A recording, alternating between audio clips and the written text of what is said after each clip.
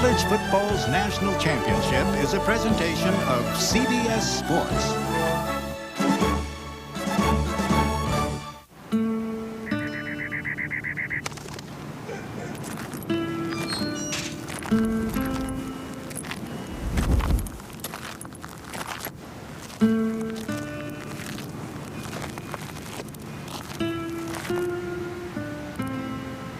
You know, out here, legends aren't born, they're made in the heat of battle, and this one's as big as the desert sky.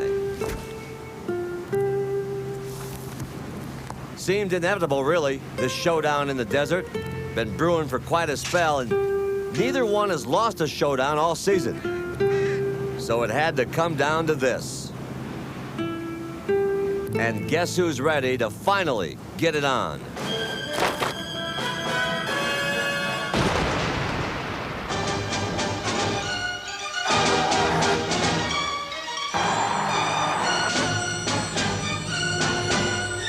Rumbling out of the Nebraska plains come the Cornhuskers, led by Tommy Frazier and his running mates Amon Green and Lawrence Phillips. They are this year's flag bearers of the Nebraska legacy and the national title. Driven by the steady hand of Tom Osborne, who's not only read the book, he's seen the movie.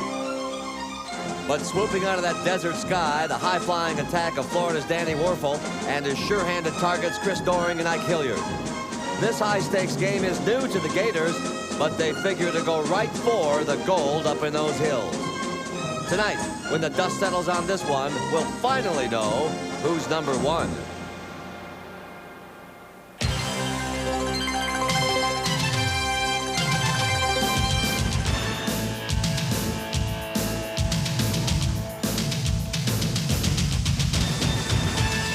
As the sun sets on this college football season, we welcome you to a fan's dream. Two unbeaten teams, number 1 Nebraska, the reigning national champion, versus number 2 Florida. Folks, we are about to witness the crowning of a true national champion right here at the Tostitos Fiesta Bowl. And they've come from Nebraska, places like Chadron, Omaha, and Lincoln. And they've come from Florida, Bradenton, Jacksonville, and of course Gainesville to cheer on their beloved teams. And if you're a little excited, well, so are we. Because like the great Phoenix tonight, right before our very eyes, one team will rise above them all. Hi again, everybody. I'm Pat O'Brien, and from all of us at CBS Sports, we wish you a Happy New Year and welcome you to the Ford Taurus pregame show. Tonight, a game so big the winner gets 2 trophies, the Tostitos Fiesta Bowl and the Bowl Alliance's Great Games trophies, and more importantly, college football's undisputed championship. Joining us is the current New York Jets quarterback Boomer Esiason, and Boomer, the understatement of the year, 2 offensive powerhouses. Well, 2 distinct differences here. Nebraska loves to put the ball on the ground. They like to rush, averaging 400 yards a game on the ground. Conversely, Florida's fun and gun. Danny Werfel responsible for 35 touchdown passes and almost 400 yards a game in passing. It's a great scene out here. You know, a month ago, Florida won the SEC, and afterwards at the locker room, we heard the words, "You are going to the big bowl game." One more chance for another championship. One more to go. January 2nd at the Tostitos. Meantime, Gator coach Steve Spurrier is answering the critics who suggest his offense is just sandlot football brought to the big time. That's probably a compliment if they say that, because you can always probably learn something from the sandlot, and really our offense is pretty simple. I guess back when we were playing down at Kiwanis Park in Johnson City, if the guy played way deep, you'd say, go down there and hook up in front of him and I'll hit you. And if he's playing tight, say, I'll run behind him and throw it down there. And really, that's what throwing the ball is. If they play off, you throw in front. If they play tight, try to throw it over their head. That's what we try to do. A lot of people have asked, how come if that offense is so good, why didn't somebody go down there and copy it? Well, same thing with the 49er offense. People try to copy it, but you can't really copy coaches.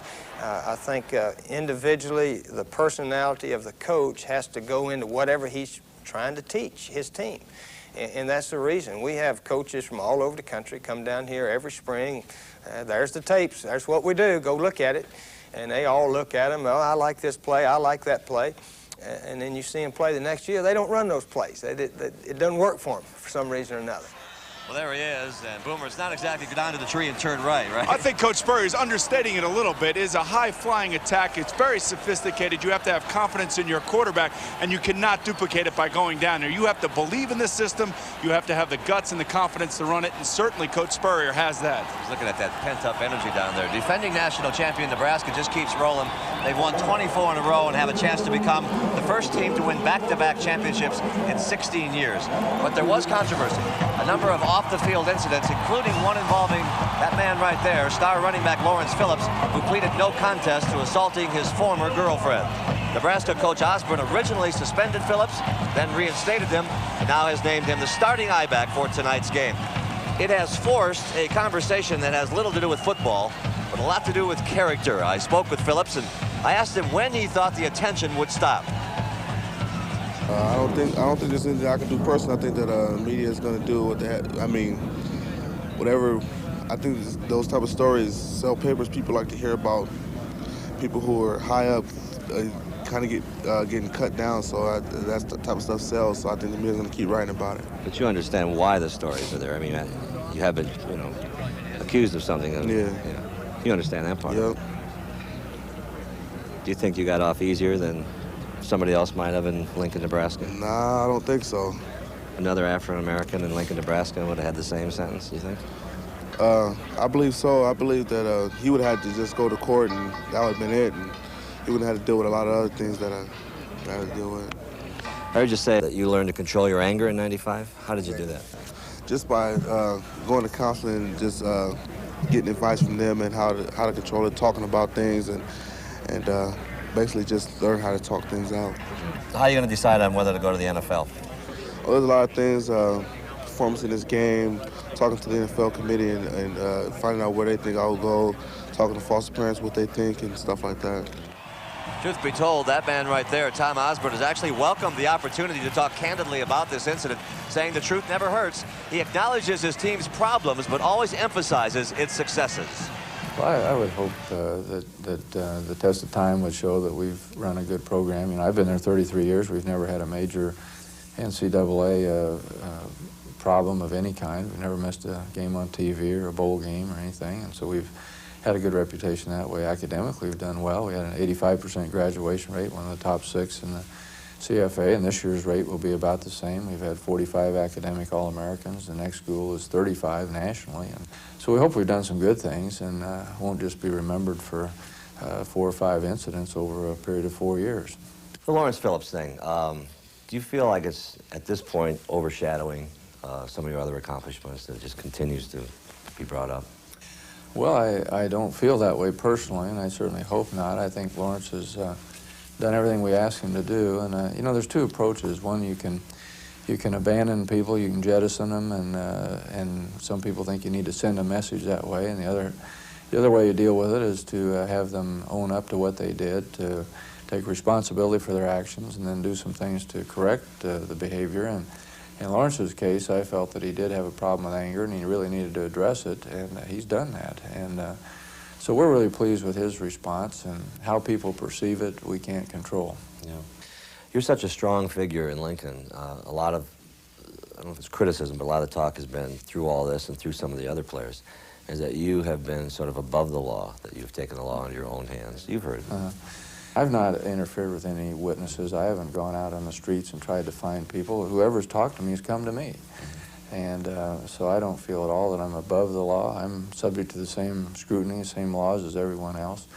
And sometimes what the criminal justice system does is not really in the same line of thinking of what you have to do as a coach. And so we want our players to take responsibility, want them to make changes, want them to be good citizens.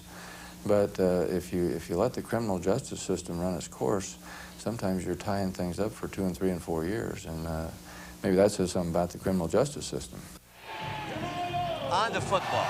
When we come back, we'll meet the quarterbacks as we roll on live from Sun Devil Stadium. Stay with us. CBS Sports presentation of the Tostitos Fiesta Bowl is sponsored by Burger King.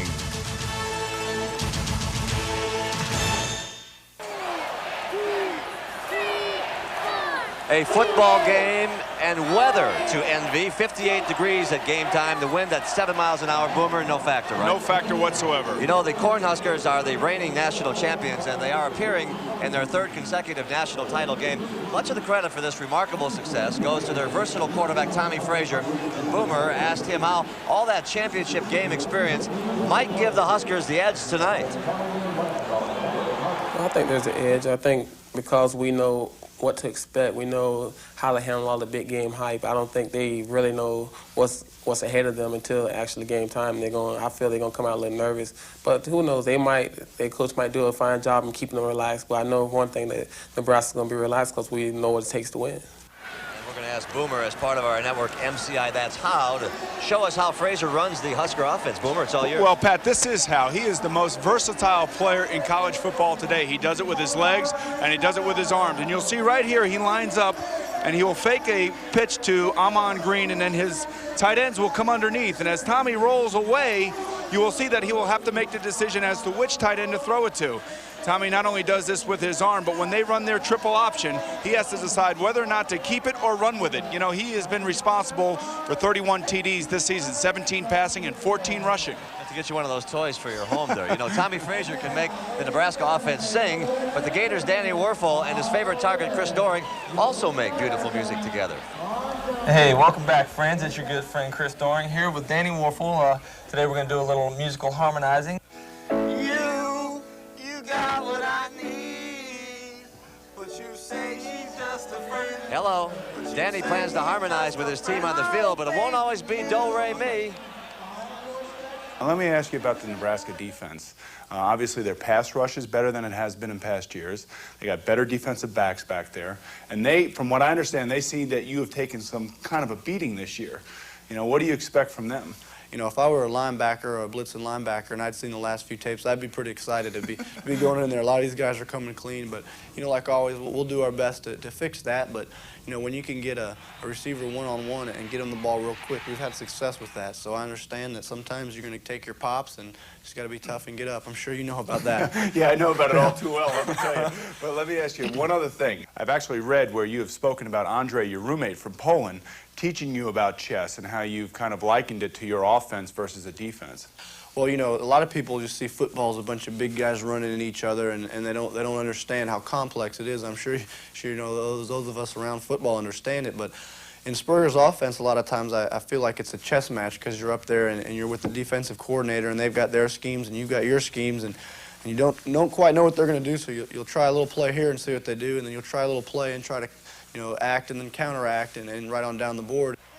Singing act was not exactly Hootie and the Blowfish. No, it was more like Wayne's World, but absolutely when he's on the field, it's a world that any quarterback would desire to be in. You know, Danny Werfel threw 35 touchdown passes in 11 games this year. That's an astronomical number. He actually led the nation in that category. He fits in so perfectly to Steve Spurrier's fun and gun offense. Well, he looks nervous, huh?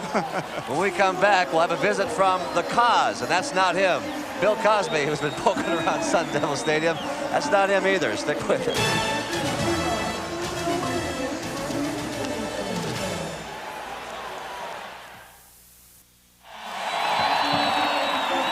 Welcome back to the Ford Tours pregame show, and the crowd is going wild early for the Air Force Academy Wings of Blue. But a tough crowd, Boomer. One of them missed their target and they booed him. You know why? Because it's the Wings of Blue. If it was the Rings of Red, the Nebraska fans would be cheering. Earlier today, my colleague Boomer Esiason decided to get down on that field there and personally test it at Sun Devil Stadium.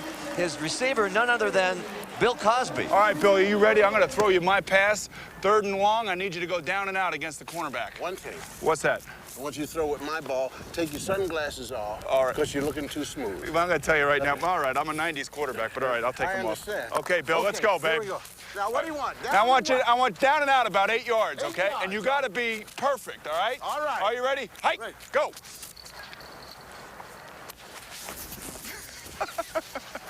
Now you got to try one with my ball, Bill. Wait, I think you're better than that. Oh, you think I'm better than that? I think you're better, but you get the swing of it. One more time. Look at this paper. It looks like it's from 1923, Bill. It is. All right, are you ready? Wilson was just re-elected. Are you ready? Hike.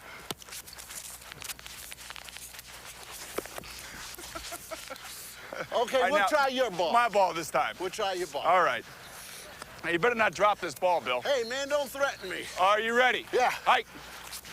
8 and cut and...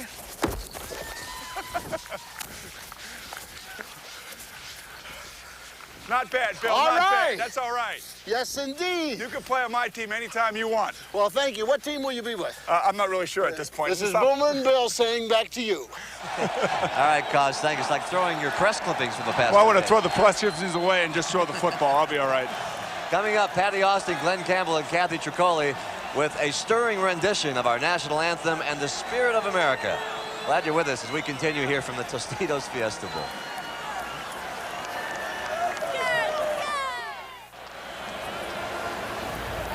Pat O'Brien and Boomer Esiason welcoming you back live to Sun Devil Stadium in Tempe, Arizona. Well, what would a bowl be without a little pageantry? And the Tostitos Fiesta Bowl is no exception. U.S. West proudly presents a special tribute to tonight's teams. Please welcome Glenn Campbell, Kathy Tricoli, and the First Institutional Baptist Church Choir of Phoenix. To conquer is your goal, to challenge you did rise. And I was there to keep you in the fight. Now the one that means the most is right before your eyes. It all comes down to everything tonight. It's been a long, hard road, but this could be your day. The dream you dared to dream may just come true. But always know that through it all, no matter come what may, I'll still be here for you. I am the dream in every dreamer's heart. I am the string in your despair. I am the pride that can be torn apart. I am the faith in answered prayer. I am the sunshine when dark clouds fill the sky. That will the hope that just won't die. With life and breath, 200 million strong. I am the spirit of America, and this is my song. And now to honor America, please rise and join Patty Austin as she performs our national anthem. Oh, say can you see by the dawn's early light what so proudly we hailed at the twilight's last gleaming, whose broad stripes and bright stars through the perilous fight o'er the ramparts we watched were so gallantly streaming, and the rockets' red never bombs bursting in air came through the night, that our flag was still there.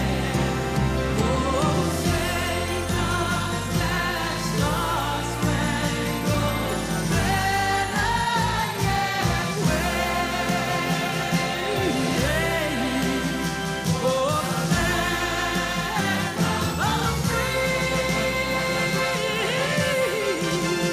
and the home of the I am the dream in every dreamer's heart. I am the strength in your despair. I am the pride that can be torn apart. I am the faith in answered prayer. I am the sun.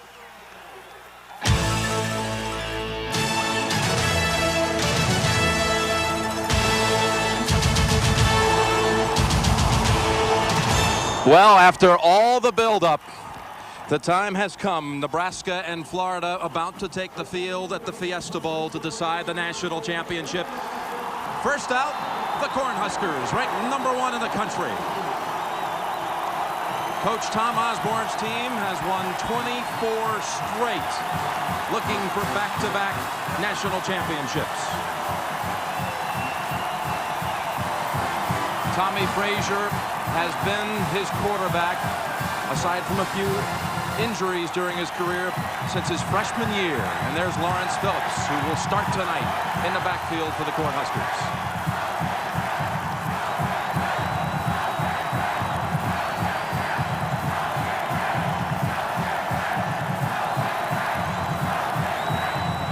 Tommy Frazier, the leader of this Nebraska team. And now the Florida Gators, the second-ranked team in the nation.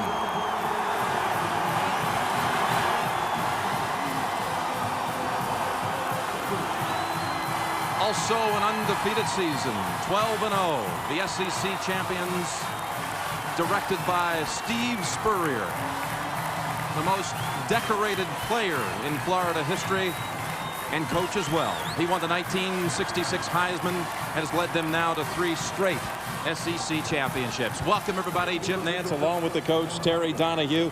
Terry, you found another way to make it back to this stadium. 20 years ago, in your first game as the head coach of the Bruins, you started right here and you led UCLA to victory. Now you're here calling a national championship game tonight. Welcome. Well, Jim, it's great to be with you and CBS and back here.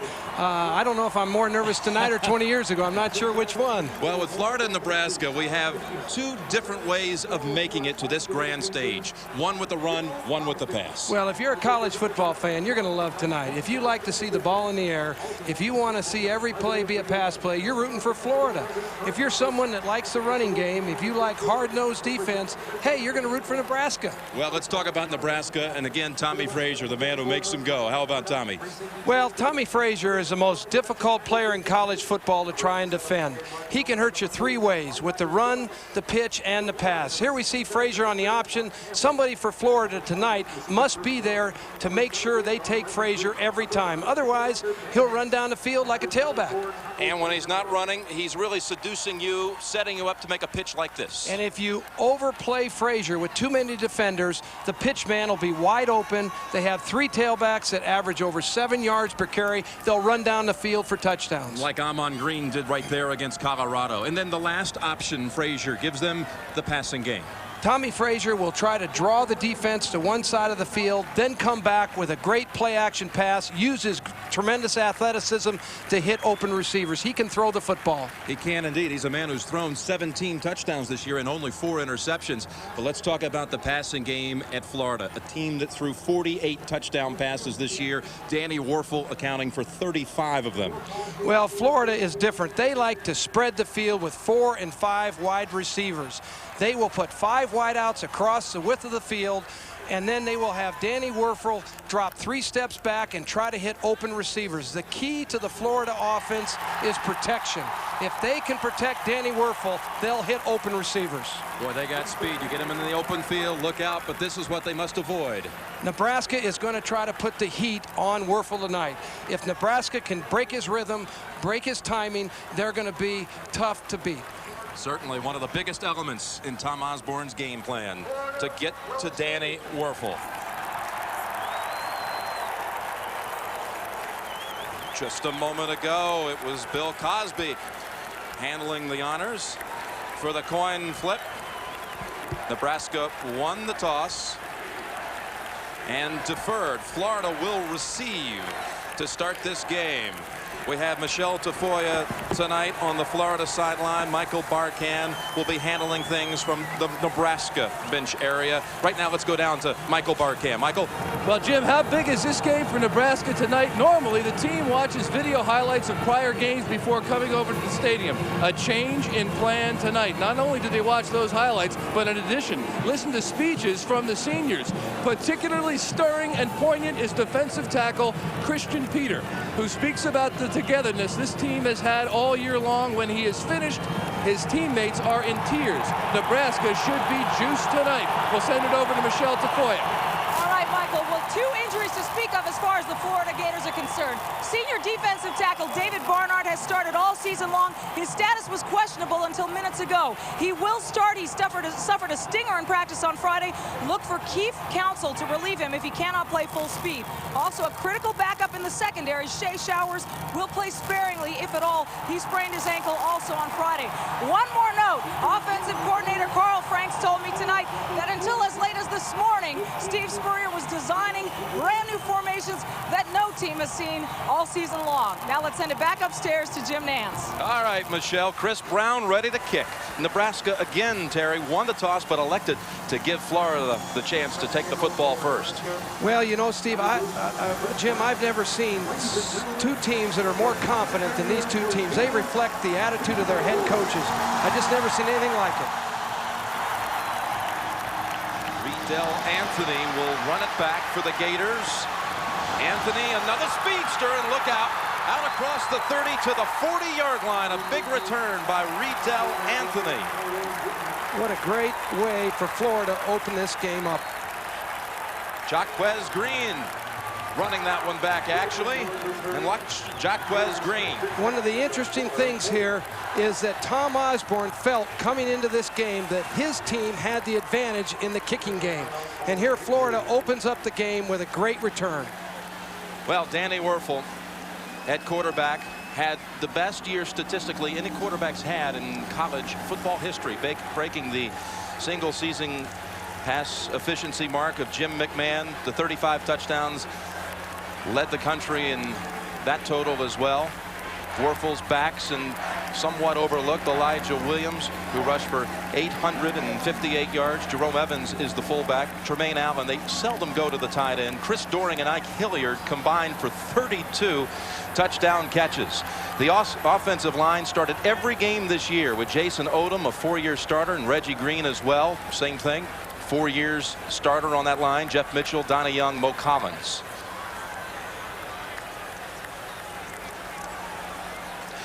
One of the real matchups that's going to be very interesting to watch tonight is Mo Collins against the All-American Jared Tomich. Now, Collins played on that right side all season long, but Tomich is the All-American. Caven Walton on the opening kickoff. I think that'll be one of the big matchups of the night. So Walton assisted to the sideline, and there's a look at Mo Collins. Again, he started all 12 games, a redshirt freshman against Jared Tomich. Let's see how early Steve Spurrier decides to spread things for this Gator attack. In fact, right away, he's going with 3 receivers, with Hilliard and Doering and Riedel Anthony. 4th receiver is Jaquez Green. We'll see a lot of him also. He's the man who returned that opening kick out to the 40-yard line. And here come the Gators. 3 wides to the right.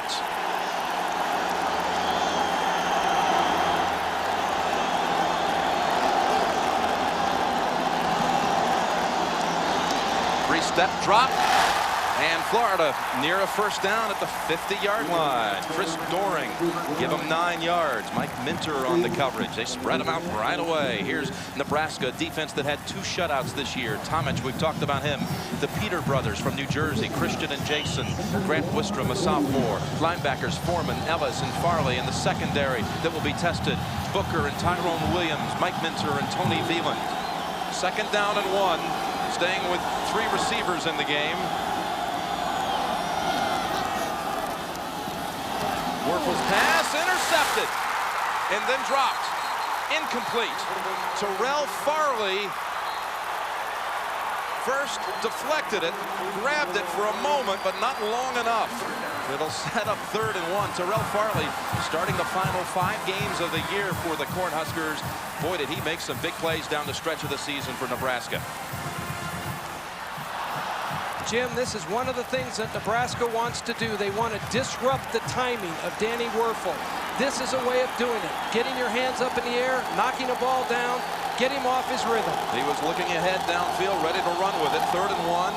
Out of the eye, Elijah Williams has the first down. So the Gators escape an early turnover, near turnover. and pick up the first down in Nebraska territory. It's a Pac-10 crew. Certainly you're familiar with this bunch. Tell us about them, Terry. It's a good crew tonight, Jim. I've seen this crew. We've had them in our own games at UCLA, and I think we've got an excellent group here. Jamel Williams has come in for Jay Foreman in that Cornhusker defense. First and 10, still with Doring, Hilliard, and Riedel Anthony, the receivers. With pressure, they get to Werfel this time. And there's Jared Tomich in that whole group of Cornhuskers. That's the matchup against Collins that you alerted us to, Terry, before the game. Well, this is the whole Nebraska plan. Keep Danny Werfel off guard. Here we see Jared Tomich coming in, putting pressure on him. Werfel tucks the ball away, does a great job of not fumbling that football. Lost 4 on the play. Tomich said everybody has a breaking point. We're going to try to find it in this game against Werfel.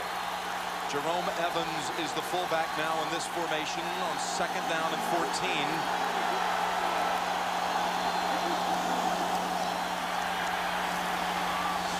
Pass caught, Doring. Doring down to the 32 and another Gator first down. One of the interesting things about that play, Jim, is that Florida only had 2 wide receivers out, protected with all of the other offensive blockers, and that time they were able to give Danny Werfel the time that he needed to hit that pass. Chris Doring, record-setting receiver for the Gators. Look at him across the middle, picking up 20 yards on that play. First down from the Nebraska 32.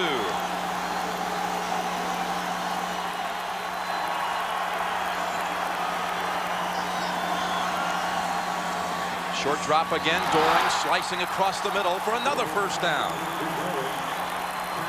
11 yards this time.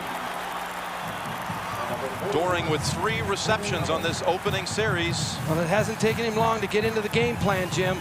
This guy, every program needs a player like Chris Doring. He came to Florida as a walk-on, always wanted to attend the university there, and here he is, the all-time leading receiver in the history of the school. All right, they flood that right side this time. 7th play of the opening drive. First down for the Gators. Werfel. Farley was coming after him, man open. It's Doring again. He is wide open out there and out of bounds at the 6. Unable to match up with Chris Doring on the opening drive. Jim, the key to this play to me was the great athleticism of Danny Werfel. Nebraska put an awful lot of pressure on him. He scrambled around, found an open receiver downfield. This is just one athlete making a great play in a championship game. Doring, a walk-on at the start of his career, born to be a Gator football player, has set them up 1st and goal at the 5. Looking right side. It's Doring again. He let him too much. Mike Minter trying to stay with him, but Doring had a step on him. Right now, the Nebraska defensive backs are having a hard time matching up against the Florida speed. Florida has great speed, and they are utilizing it already in this first drive of the night. Florida in scoring range inside the 20 this year, getting touchdowns 3/4 of the time. That's why they're in the championship game, Jim. And Nebraska's over 80%. 2nd and goal. Handed off with Williams losing a yard. Elijah Williams hit first by Jason Peter. Jason Peter, along with Christian Peter, they're the hammers on the inside of the Nebraska defense. One of the very best rushing defenses in the country. Florida will only counter with the run as a true counter to their passing game. So here come the Gators. They took that opening kick. This big return by Jaquez Green. What will they do here? 3rd and goal at the 5.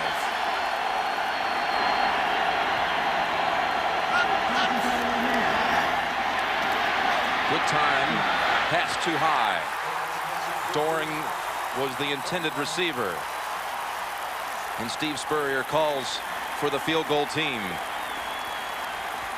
I'm surprised the way Steve Spurrier likes to play that he's going to kick a field goal. I thought he'd go for 7 here. You never know what he's going to do. It's so unconventional. He's the most unpredictable coach in college football right now. Their field goal kicker was only 6 out of 12 this year. Bart Edmiston, who was the regular kicker 3 years ago, took a couple of years where he backed up. Now he's returned, and he's opened the game with a 23-yard field goal. So the Gators take the opening kick and march to a field goal. We'll check out Nebraska next. Is he in it? Jim Nance and Terry Donahue, after the Florida Gators took the opening kick and marched all the way to the Nebraska 5, settled for a 23-yard field goal. How about that message in a game like this for the first time? Well, you know, a lot of people felt that Florida was the team that would be nervous coming into this game. They've never been in the championship game before. Nebraska has. But here they came out with a real statement. They come out, drive down the length of the field, and kick a field goal. That's great for their confidence.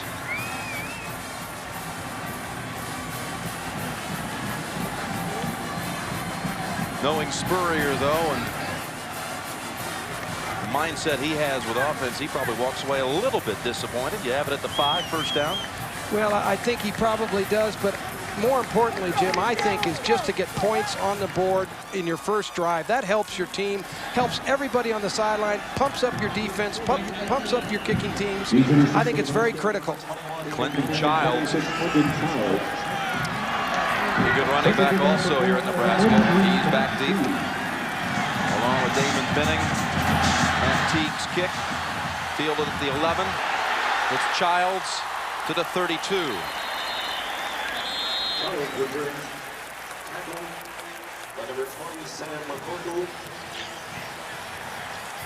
Okay, so they're already exchanging a few words, a little trash talk out there, and a flag. I think we have a penalty against Florida. That'll add another 15 yards to the kickoff return. Oh, that would put Nebraska. Dead ball foul, personal foul against the kicking team. 15-yard penalty, 1st and 10. That'll set Nebraska now in excellent shape to open its first series. That brings the football near the 50. Let's call it the 48.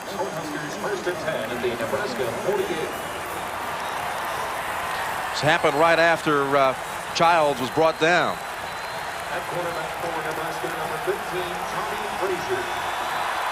A little bit of a scuffle there going on after the kickoff, Jim. Here comes the Huskers, Tommy Frazier under center, and Lawrence Phillips. Left side, only a yard.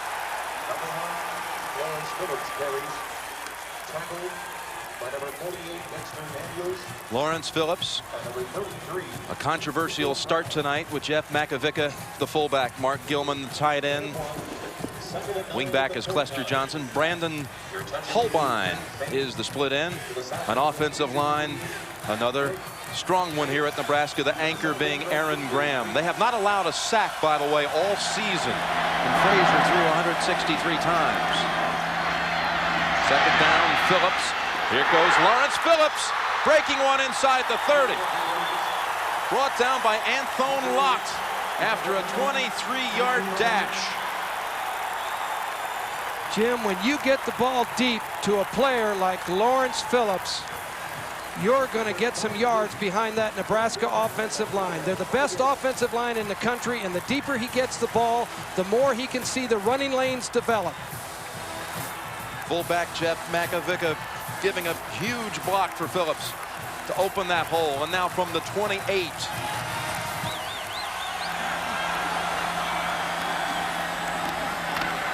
The smooth option operator keeps it down to the 21 with Dexter Daniels making the hit. This is a Florida defense maligned by some, but boy, you look at the figures and that tough SEC. In 7 of their 9 games against the SEC teams they faced, they allowed 1 touchdown or less. On the line, Church, Barnard, Chester, and Campbell. The linebackers, Daniels, who made the last hit, Bates, and Ben Hanks. Longtime leader on this team. Fred Weary and Lott are the corners. Wright and Brown are the safeties. Second down and 4.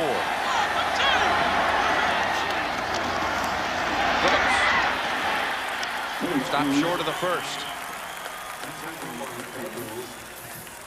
Let's talk about some of the tips here that you have, Coach Donahue, for Nebraska tonight. Well, Jim, if Nebraska controls the football, they keep Florida's offense off the field. Tom Osborne told me that a lot of teams gave Florida cheap touchdowns because they couldn't line up properly against their offensive team. And you got Danny Werfel trying to get pressure on Werfel. And they already have tonight. 3rd down and 2, Nebraska from the 20. Frazier keeps. Frazier on 2nd effort picks up the 1st. Broke a tackle of Dexter Daniels, and Lawrence Wright had to wrestle him down at the 16. One of the keys to the Florida defense tonight is to tackle well. In order to hang in there defensively, Florida has got to tackle Tommy Frazier and the great Nebraska I-backs. On that particular play, Frazier broke a tackle to make that 1st down.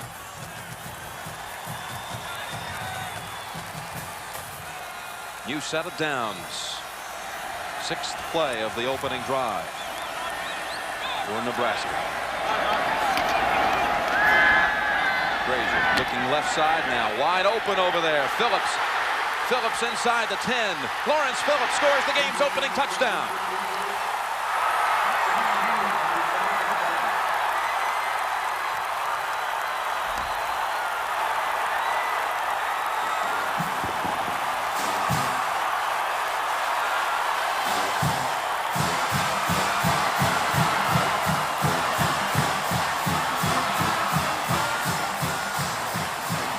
Jim, Nebraska has done this for 30 years.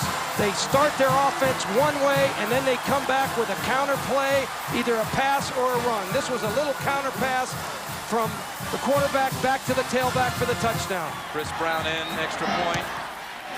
Blocked. And that's something Florida has specialized in this year. They've got 7 blocks on the year. And that actually will make it 8.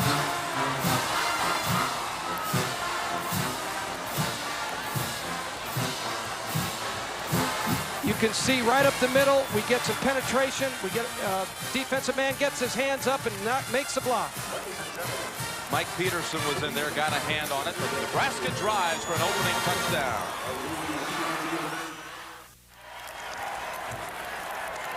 So Florida races down the field with its first possession, gets a field goal. Nebraska, I'll tell you that 15-yard penalty was a big one too. They started their series at the 48. They run it 5 times and then throw it for a touchdown. Jim, it's hard to give Nebraska that kind of field position. Gators will begin at the 20, but watch the way Tommy Frazier fooled them again. Well, on this particular play, we have a play-action pass, which we talked about at the start of the game. All of the defensive players are in this area of the field, which allows Lawrence Phillips, the tailback, to slip to the other side and get the ball and go down and score the touchdown.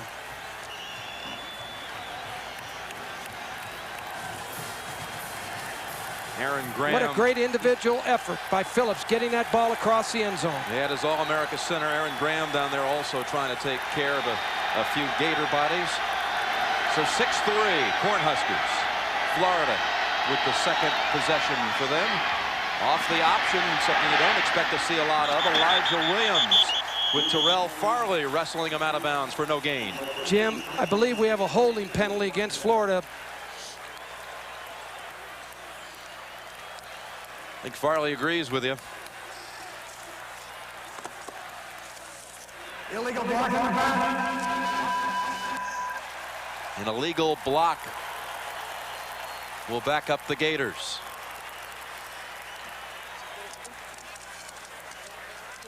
Again, there were some words exchanged after the play. Chris Doring with Tyrone Williams on him this time.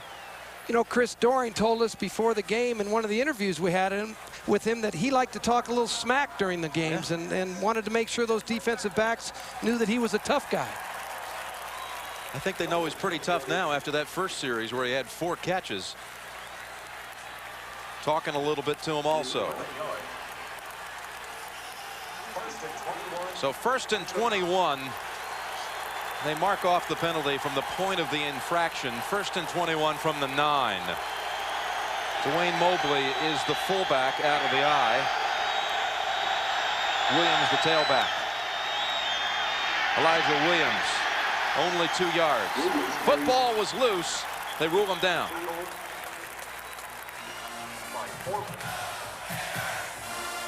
This is a Gator program that has really gotten it into gear here in the 90s since Spurrier arrived in 1990. Here, your winningest teams in college football in the decade. Second and 19 at the 11.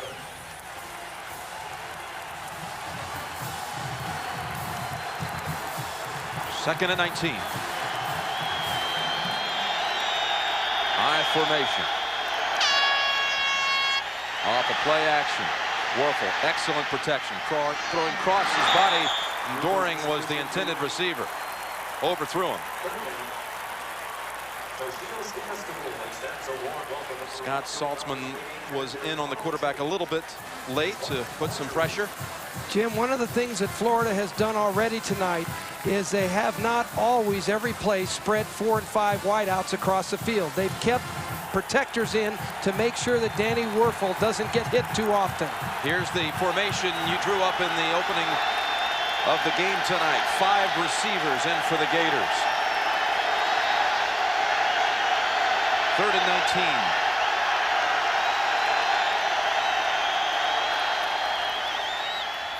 Quickly, Doring. Doring to the 20, some 10 yards shy of a first.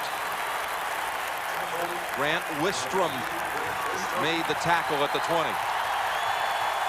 So Florida will punt. It has been a little bit of an area of concern leading up to this game. They have a freshman punter, Robbie Stevenson,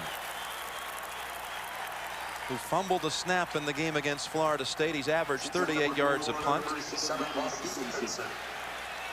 Jim, Nebraska will have excellent field position following this punt. Fullman back along with Octavius McFarland. Fullman, who ran one back this year, not anything on this one though. Tony George made the hit right away. 44-yard punt. No return. Fullman takes the hit, but Nebraska will have its second possession in a moment. Go Huskers! Nebraska leading 6-3, a touchdown by Lawrence Phillips, who got the start tonight. Taking a 16-yard pass from Tommy Frazier. John Vedral has come in as a wingback, lining up in a slot. Here's Phillips looking for a hole, only about 3 yards. What's been your read on the Phillips story this week? Well, Jim, I know Tom Osborne. He's a good man, and I think he was faced with a very difficult situation. And my own opinion is that a coach shouldn't be left out there alone. I really believe that when you have a major breach of the law or university policy, the entire university administration, along with the coach, should be involved in making a decision as to whether a player stays on a team, returns on the team, to the team. 2nd and 7.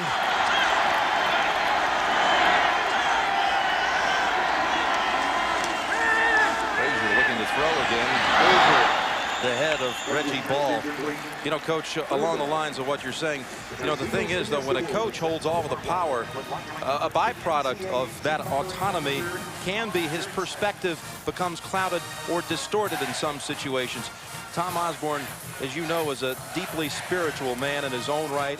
He truly believes he has done the right thing in his handling of Lawrence Phillips. We knew coming here Phillips would play. He's been back playing since the last 3 games. I just questioned the decision earlier in the week by Osborne to start him, and as a result, take this story that's been raging most of the season and inflame it and somewhat raise that issue again. Is this an improper message starting him? But he starts and he scores a touchdown on the first series. Well, I think once you decide that the player's reinstated on the team, once you say that, then I think the best player plays. Before the snap, false start on the offense, 5-yard penalty, still 3rd down. Let's talk about Phillips on the field and how he makes them a better team. Amon Green, in his absence, a freshman, a true freshman, rushed for 1,000 yards. But what about Phillips, the player? Lawrence Phillips is truly one of the great running backs in the country today. He may have won the Heisman Trophy if he had been eligible the entire season. 3rd down, 12. Florida giving a chase. Frazier in trouble. Intercepted by the Gators. So the first turnover of the game committed by Nebraska. Tico Brown, the freshman from Miami, picks off Tommy Frazier. Ed Chester was in on the quarterback when he released it.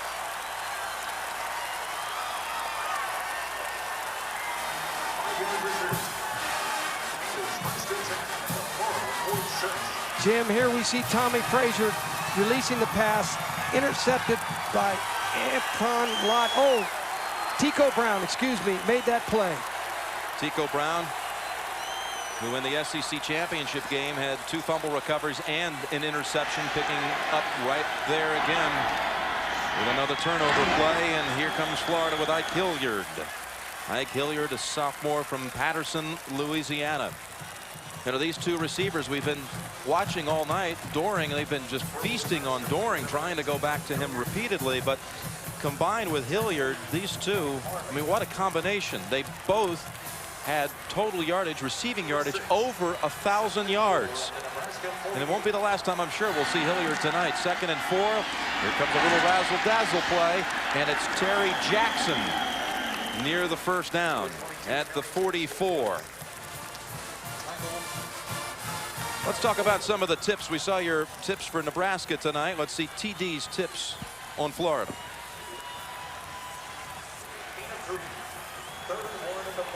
Well, we'll get to that in just a minute for the Gators, but first let's watch it. 3rd and 1, 2 tight ends in for Florida.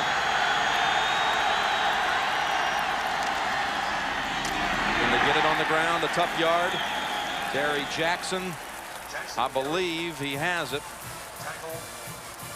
You know, Jim, I found it very interesting this week in talking to the Nebraska defensive coaches. They felt that they had to make sure that they stopped the Florida running game, not the passing game, the running game. They felt that in order to beat Florida, they needed to make them one-dimensional. If they stopped the run and make them throw every down, they thought they could be in control of the ball game.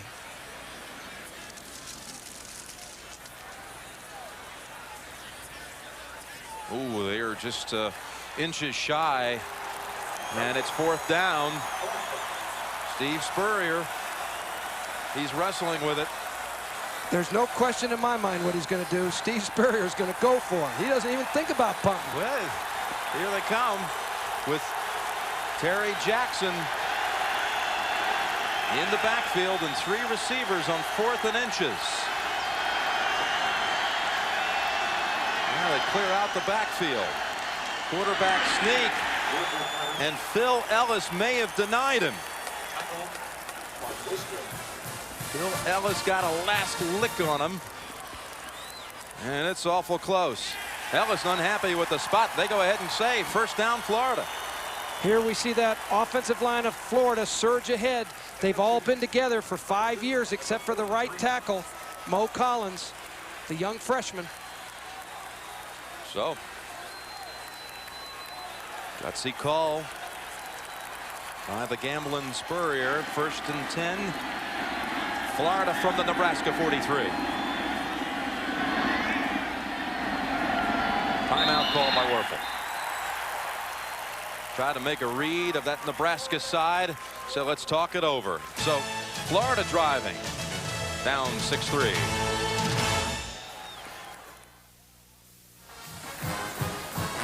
Florida, an opening 23-yard field goal. The first series of the game. Nebraska's first touchdown pass to Lawrence Phillips. Conclusion of this game will be selecting a genuine Chevrolet most valuable player from each team. To date, Chevrolet has contributed almost $5.5 million to the scholarship funds of America's colleges and universities.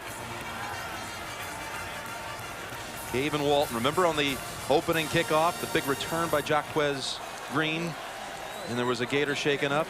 Walton hobbling to the sideline with assistance. We hear it's an ACL injury, and he will not return. So knee injury takes out one of the backup linebackers for Florida's attack. 1st and 10. Play action to the line. Werfel looking to Hilliard. Had a shot at that one down at the 25-yard line. Looked like a catchable ball to me there, Terry. I think in a big game like this, Hilliard's got to make this catch. It appears that he ought to lay out and catch that ball. Danny Werfel put it right in his hands. The name Hilliard sound familiar. His uncle, Dalton Hilliard, starred at LSU and for the New Orleans Saints. His brother played at LSU. Louisiana kid. Everyone thought he would join the Tigers, but joined the Gators instead. And Steve Spurrier thrilled to have him. He has scored 19 touchdowns his first 2 seasons. 2nd and 10. One-on-one coverage, trying to find Doring. Michael Booker was right with him. Good coverage on that play. The bump and run big tonight for this Nebraska D, isn't it, Terry? Steve Spurrier told his wide receivers that if they couldn't get off the bump and run coverage, they couldn't win the game. Conversely, the Nebraska defensive coaches leave the bump and run up to the defensive backs. They can play it tight or they can back off the ball and not be up there quite so snug.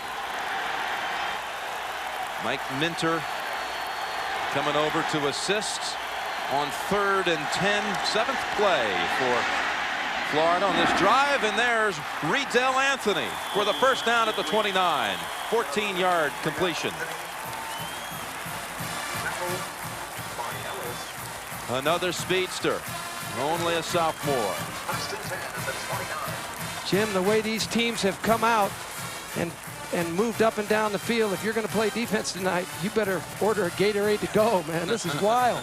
We saw Minter coming over right before the snap. He had the coverage, or attempted coverage, on Anthony. And Riedel Anthony sets up Florida inside of the 30. Flags are down. The play whistle dead. Jared Tomich hates to see that happen. He was ready to do a little number on the quarterback. Dead ball, false start on the offense. 5-yard penalty, still first down.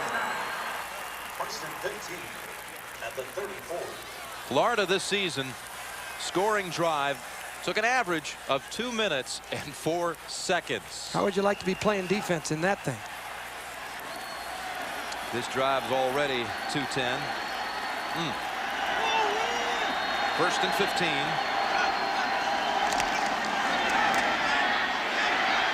Werfel looking down toward the end zone.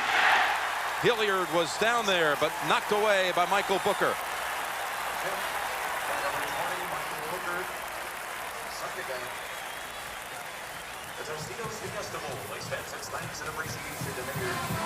We mentioned that one of the keys to this game was the ability of Florida to protect Danny Werfel. Here they pick up the blitz and they give him time to put the ball down the field. That matchup, Collins and Tomich. Collins got the better of it that time. And look at Booker, just batted away. So it's 2nd and 15 from the 34. Terry Jackson, Jerome Evans split behind Werfel.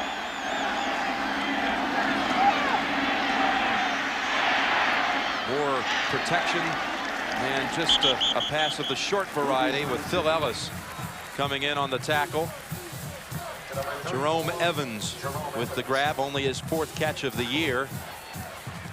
Because of what Florida does, Jim, they spread you out across the field. They force you into a lot of man-to-man type situations, and then they run a lot of crossing routes to have your players pick one another off. This is a difficulty that Nebraska has trying to handle those crossing routes. 3rd down and 10.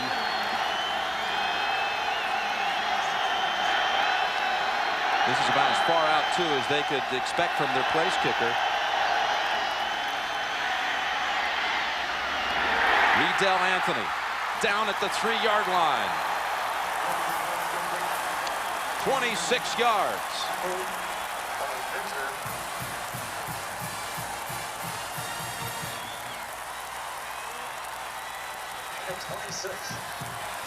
Anthony's 2nd big catch on this drive. Riedel Anthony simply runs right down the middle of a 2-deep coverage, breaks it off to the inside, and comes up with the reception.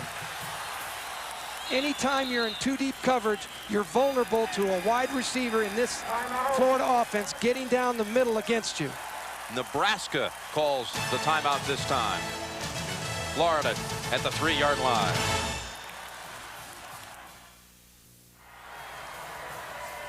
It's the second time in this opening quarter the Gators have a 1st and goal to go situation.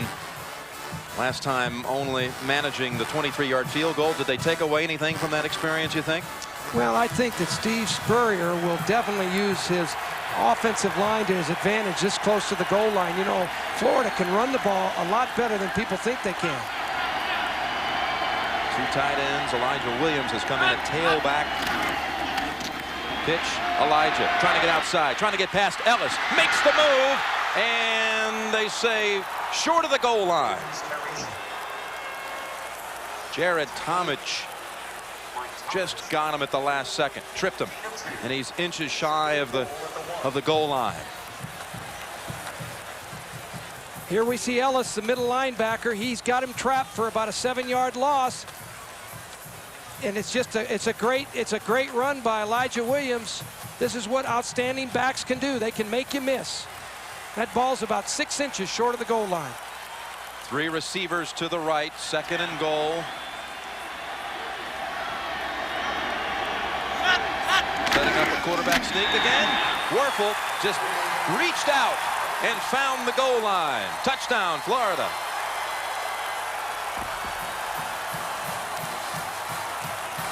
Same play they used earlier on this series on the 4th down call near midfield. They cleared everybody out, and Werfel on the sneak first got him a 1st down. This time got him a touchdown. One of the things that's so hard about this Florida offense is they spread you out and then they can run the ball, or they spread you out and they can throw it. That's all it takes. Stick that football across the plane. And Edmiston for the extra point, as he has done all season. 72 of 72. Edmiston making it 10-6 Florida.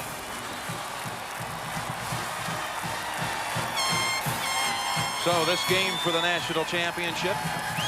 These 2 teams with contrasting styles, a classic matchup really of contrasting styles. And we found out they really both can move the football on the other. Well, there's no question about that, Jim. The key here is that Nebraska better not fall too far behind. It'll be much more difficult for them to come from behind than it will be for Florida.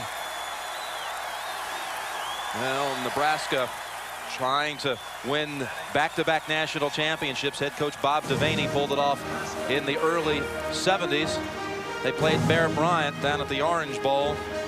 And Nebraska had some weapon back then, a guy by the name of Johnny Rogers, who won a Heisman Trophy.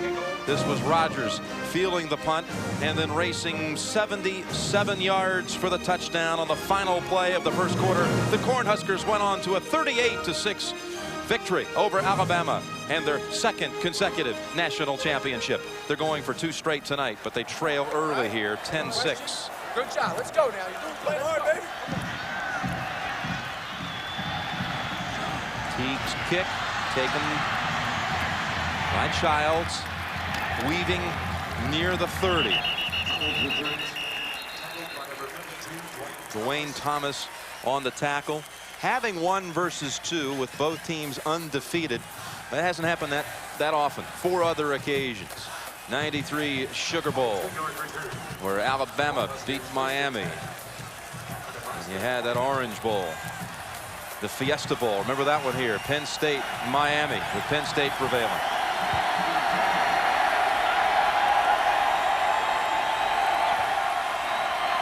Phillips. Tough to bring down, out to the 36. James Bates finally bumped him out.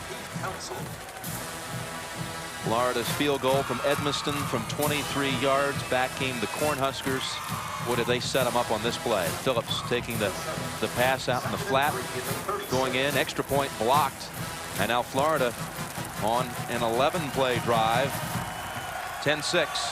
The 1-yard sneak from the quarterback Werfel. 2nd and 3.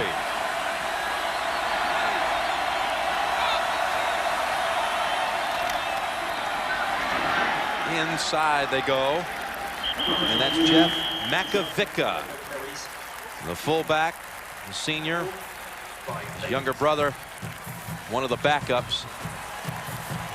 Going to be that kind of night. The field coming a little undone. Going to get that turf all inside, stuck inside the face guard.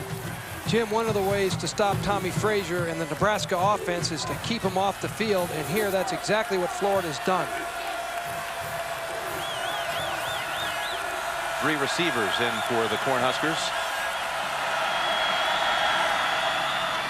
Phillips to the 50.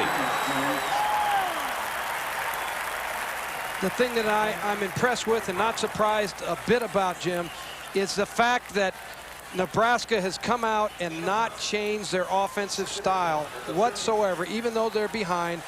Tom Osborne is a very patient coach. He's been in the same offensive design for probably 25 years, and he knows his offense. Eventually, he's going to keep picking away at you until he can find your weakness. 8-yard gain, 2nd down and 2.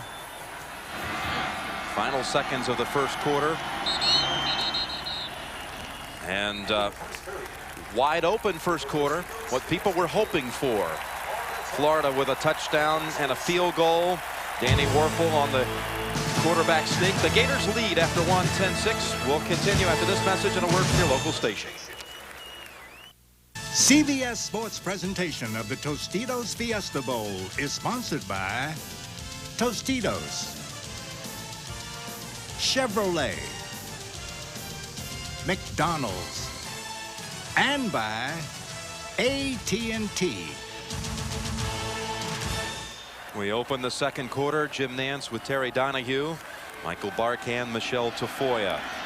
Florida leading 10-6. 2nd and 2 for the Cornhuskers at midfield. John Vedral has come in as a 3rd receiver. On the keep, Frazier tucking that ball away. Being careful at the last minute. They had Ben Hanks reaching in trying to strip it, but first down for Nebraska. And let's check in with Michelle Tafoya. Michelle? All right, Jim. Well, standing on the bench behind me is a redshirt freshman defensive back named Doc Pollard, and he's not playing tonight, but he's had a very significant role all week in practice.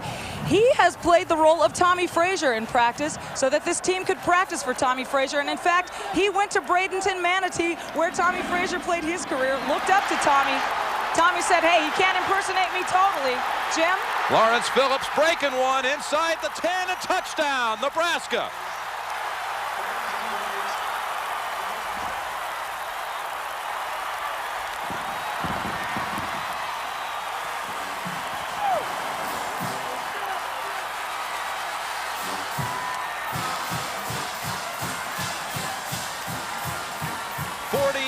Yards, Lawrence Phillips. This is Nebraska football. Behind the best line in the United States, Lawrence Phillips gets the ball deep, cuts back, and runs through the Florida Gators for the touchdown.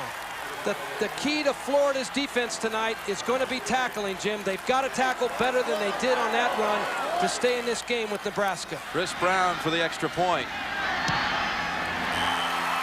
13-10 Nebraska. I think you said it correctly. Ran through the Gator defense on that one. His 2nd touchdown of the night to put Nebraska back in front.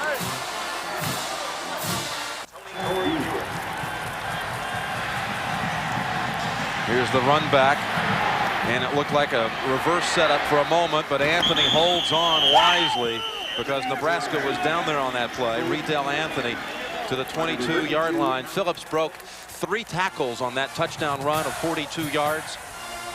Jim, what happens on this play, Mark Campbell, the Florida defensive end, gets too far up the field. The ball is given deep in the backfield to Lawrence Phillips, and he has a running lane back to the backside against the defense. There's a missed tackle here. Lawrence Phillips breaks that one. He keeps going right here. There's another missed tackle. And then finally the 3rd missed tackle right there, and he breaks a long run. What a play. 4 receivers in for Florida.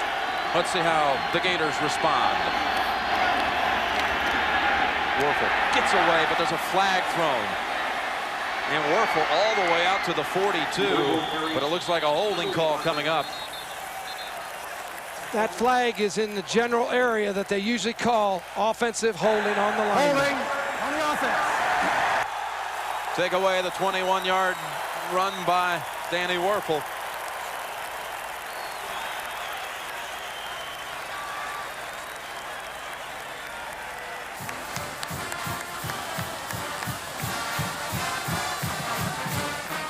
Jim, I'm not sure that we can see exactly who's holding. Right here, the left guard, I think it was number 78, Reggie Green, got him hooked. His arms got outside the framework of the body. He had a hold that looked like of Jeff Ogard, who has come in. They're shuttling in a lot of fresh faces on that defensive line for Nebraska. I know that's part of what you expected. Nebraska's going to do that all night long so they can keep bringing fresh players on the pass rush. 1st and 24, and the Gators backed up at the 8-yard line.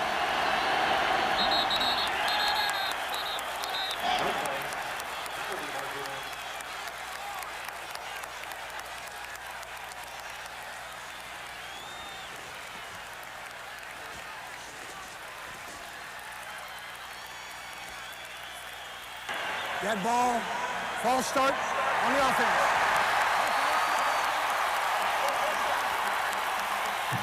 That's Florida's 5th penalty tonight already, and 4 on the offensive unit. I think on the total offense, it's exactly what we expected. We expected Nebraska to be able to run the ball and do a great job, and we expected Florida to come out throwing, and that's what they've done. 1st and 28. Terry Jackson lined up. Now he's coming out of the end zone in motion. This is that 5-receiver set. Werfel, look out! They're in on him. Should be a safety. Football might have been knocked loose also. They're going to rule him down just inches outside of the end zone. And Terrell Farley is furious.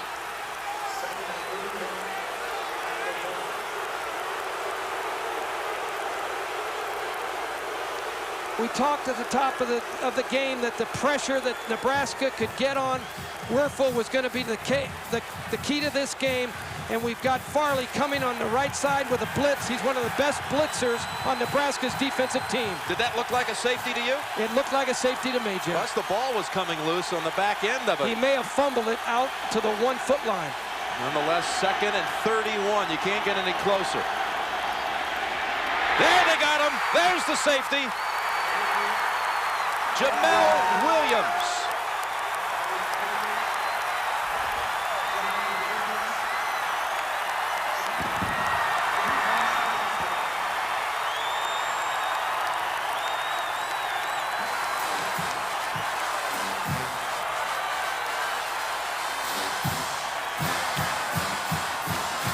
Here we see Jamel Williams, number 28, coming from the left side of the screen. Chuck McBride, the defensive coordinator from Nebraska, told me he's one of the best blitzers on the team. He runs like a defensive back. No one ever touched him here at all. I mean, he just came clean. Nebraska wanted to change up on Werfel. 4-man rush, 5-man rush, 6-man rush. They got him that time with a 6-man rush. Huskers, 15-10. That is Florida's style, but that play calling down there, Nebraska was ready for it, and they got an added 2.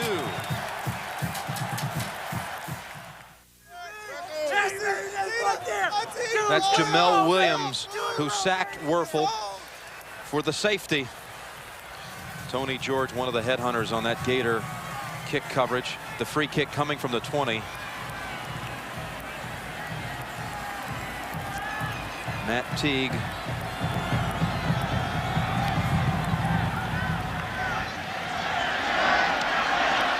Quentin Childs to the 30. Makes the move to the 40. And that's a huge tackle by Fred Weary. Otherwise, who knows? Childs was ready to break it. How did they let Jamel Williams just come right through there, untouched? The key to the Florida offense is protection. They can protect with 5 offensive linemen when they spread you out. Nebraska came with 6 defenders, therefore they outnumbered the offense. Chuck McBride brought the heat on the 1-yard line, played man-to-man and blitzed. Very unusual, Jim, that a defensive coach will bring that kind of pressure in that kind of field position. It was a great defensive call by the Nebraska defensive staff. Well, it was the second straight play, too. You'll recall Farley, the play before, had rushed in there almost untouched. He thought he had a safety. He almost did have a safety.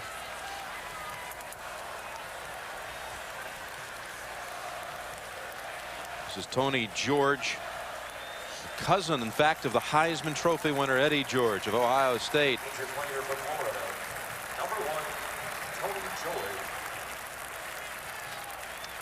And feeling the effects of that jarring hit, but able to walk off the field under his own power. Here comes Nebraska now from its own 49. Amon Green has come into the backfield, the true freshman who set the all-time freshman rushing record for the Cornhuskers this year with 1,086 yards.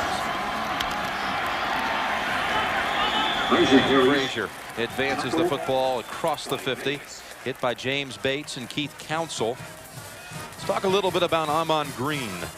Look at Frazier now, kind of shaking off some finger movement there on the right side. Got a little stinger. Jim, Nebraska is one of the most amazing teams. They don't drop off a great deal when they bring Amon Green into the game. He's rushed for over 1,000 yards this year. He's as good a back. Tom Osborne said he might become the best back they've ever had in Nebraska. Yeah, here he is. No running room on his first carry. Keith Council and Ben Hanks welcome him to the game. Green averaged almost 8 yards a carry this season and rushed for 13 touchdowns. And he didn't get to play, Jim, until everyone else had gotten hurt or suspended. He was the 4th-string tailback as a true freshman this year at Nebraska before he gets onto the field. 3rd and 7. And the Cornhuskers go with a different look, spreading it out themselves to a 5-receiver set. They're running Florida's offense. Now, they practiced enough against it. Quarterback draw, and Frazier. Let him break a tackle, and he gets to the outside. Frazier with blockers in front.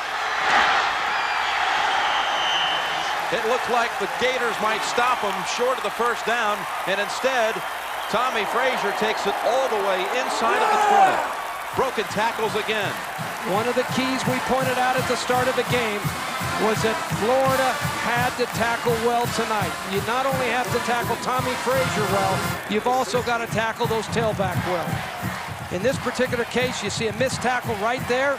Frazier, the great athlete that he is, gets the ball north and south down the field.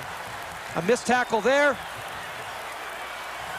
Well, the hurtful one was the first one, Mark Campbell. Finally, he goes down on his own. That's Frazier's longest run of the season, 31-yard run. Green stretches to the 12. Johnny Church with the first hit. Tommy Frazier. He was the starting quarterback as a true freshman. 32-3 in his career as a starter. He was the runner-up in the Heisman voting this year. You know when he started playing as an option quarterback? When he was 7 years old. You ought to be able to run the option good, huh? I think he does. Green and Schuster now. Brian Schuster in at fullback on 2nd and 6. And a timeout called by Nebraska. Second one they have used in this half. Cornhuskers leading 15-10, driving again.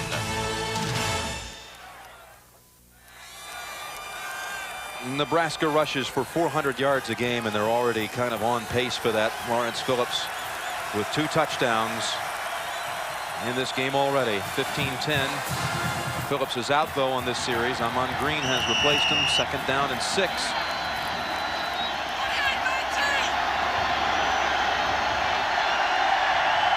Osborne unhappy with Cornhuskers. They got their attention for the timeout. Here on the pitch, Green to the corner. Near a first down. The normally phlegmatic leader of the Cornhuskers showing a lot of emotion. to get the attention of his offensive unit for a timeout a moment ago. A lot of people misread Tom Osborne, Jim. He's a very emotional, fiery coach. He attacks the same way that Steve Spurrier attacks.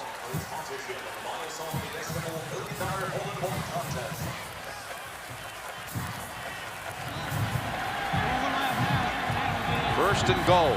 Green got the first down, first and goal at the 5. Tim Carpenter has come in as a second tight end, joining Mark Gilman. Fullback time. And Schuster almost got there. In fact, it would have been some story for Brian Schuster, a junior. He has never scored a touchdown in his Nebraska career. And he could have had one here tonight in the national championship game. Maybe he'll get another call. Jim, this is a little trap play up the middle by Nebraska. They've run it for years. I've seen it 6 years that I competed against Tom Osborne's team. The fullback doesn't carry the ball very often, but when he does, he will slice the inside of your defense apart. Did you enjoy going against the Cornhuskers, did you? That's why I'm up here with you. 1-5 all time. Oh, don't make me I'm feel sorry. bad. Well, It's a new year. Second and goal now. Here's Amon Green. He is in for the touchdown.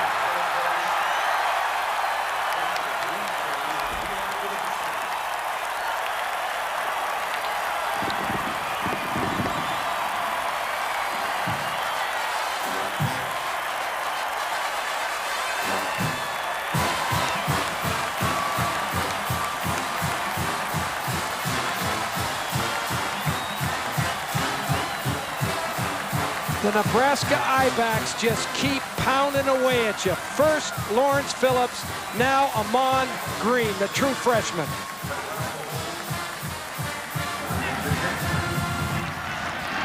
Brown makes it now 16 unanswered for the Cornhuskers. They have just exploded here suddenly to take a 22-10 lead with 9:13 remaining in the first half.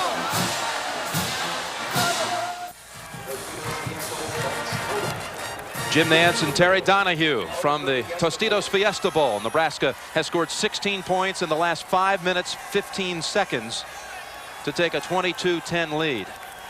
Jim, I think the key down there is the safety that Nebraska got against the Florida offense. Spurrier spread the field out with his normal offensive approach, 5 wide outs. He got blitzed, and all of a sudden, since that safety, the bottom has fallen out here. We have seen a huge momentum change, and what a hit on Jaquez Green by Joel Makovica. And Green is slow to get up.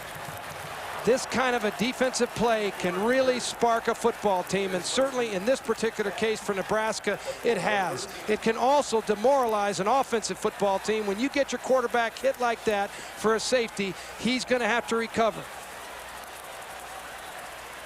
So the safety and then the drive that followed after the free kick.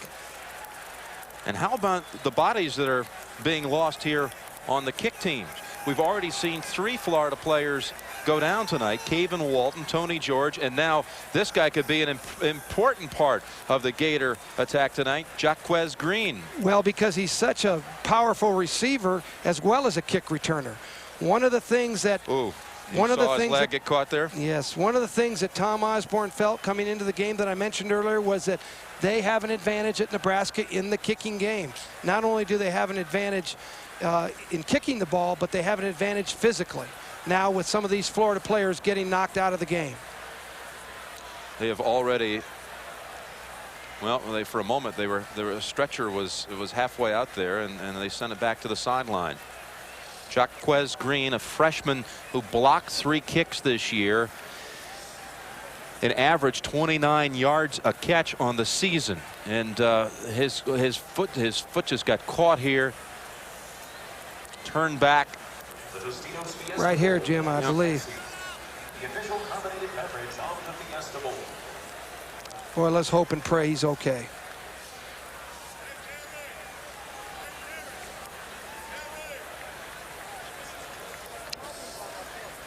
Tommy Frazier, since he threw that interception, the interception to Tico Brown that Florida then scored a touchdown shortly thereafter, Nebraska has, since the INT, run 12 straight rushing plays and scored 2 touchdowns since the interception. Maybe Tom Osborne gets mad when you throw an interception. He doesn't let you throw for a while. I think Tommy Frazier too. Well, Florida first on the board with the field goal by Edmiston. Nebraska's first drive. Little swing pass over to Phillips, 16 yards, diving across. Extra point missed. Werfel, after the Tico Brown interception, scored from a yard out. Then Phillips on a 42-yard run where he broke 3 tackles. Danny Werfel was sacked by Jamel Williams for a safety. Right back came the Husker offense with a drive with Amon Green replacing Phillips in the lineup. Expected to see some alternating at tailback position, and Green on his first series helped lead him down the field, and he scored the touchdown from a yard away. So I'm sorry to say they are going to have to put him on the stretcher. Jaquez Green, the fastest player on this team. He was really regarded going in by Steve Spurrier as one of the weapons tonight that, you know, he hoped to be able to get him out in the open. His loss is going to be felt on the offensive team as well as on the kick teams.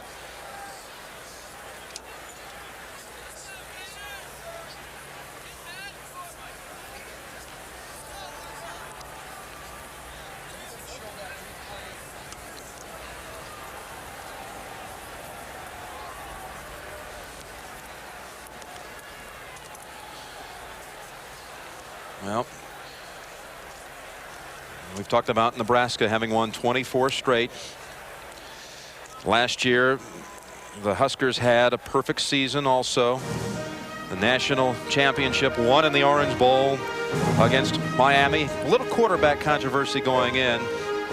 Brooke Behringer, Tommy Frazier. Tommy Frazier, though, re-entered the game in the fourth quarter, sparked the comeback. Nebraska had trailed 17-9 entering the fourth quarter. But Corey Schlesinger goes up the middle for the 14-yard touchdown. His second score of the fourth quarter proved to be the difference. Nebraska won it 24-17 and captured Tom Osborne's first national championship. He was an assistant under Devaney when they won the 2 straight back in the early 70s.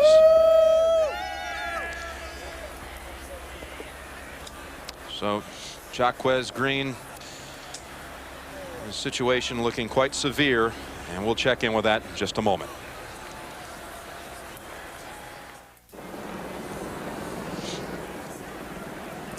Back at the Fiesta Bowl, where the preliminary report on Jaquez Green is a dislocated hip. Again, this is a preliminary report. I've been told that a dislocated hip is very rare. We'll get the confirmation on that in just a few moments. Right now, let's send it back upstairs to Jim Nance. Danny Werfel trying to stay loose, and I'm sure this is an emotional thing for this team too, to watch their teammate, their fallen teammate here on this play.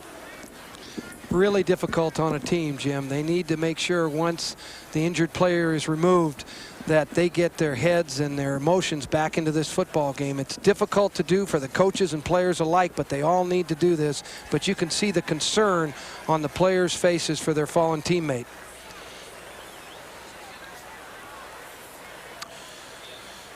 So this game that has seen the offensive fireworks many had expected has taken a quiet, solemn break for a moment.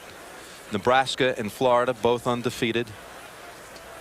Nebraska with the longest winning streak in the nation, 24 in a row. Florida with the second longest win streak, having won all 12 games this year.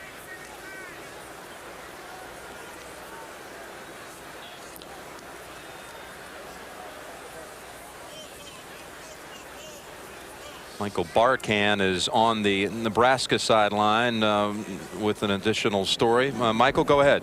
All right, Jimmy, here with Matt Waters, also known as Montel Williams. You've got a program coming up tomorrow night, 9 o'clock on CBS.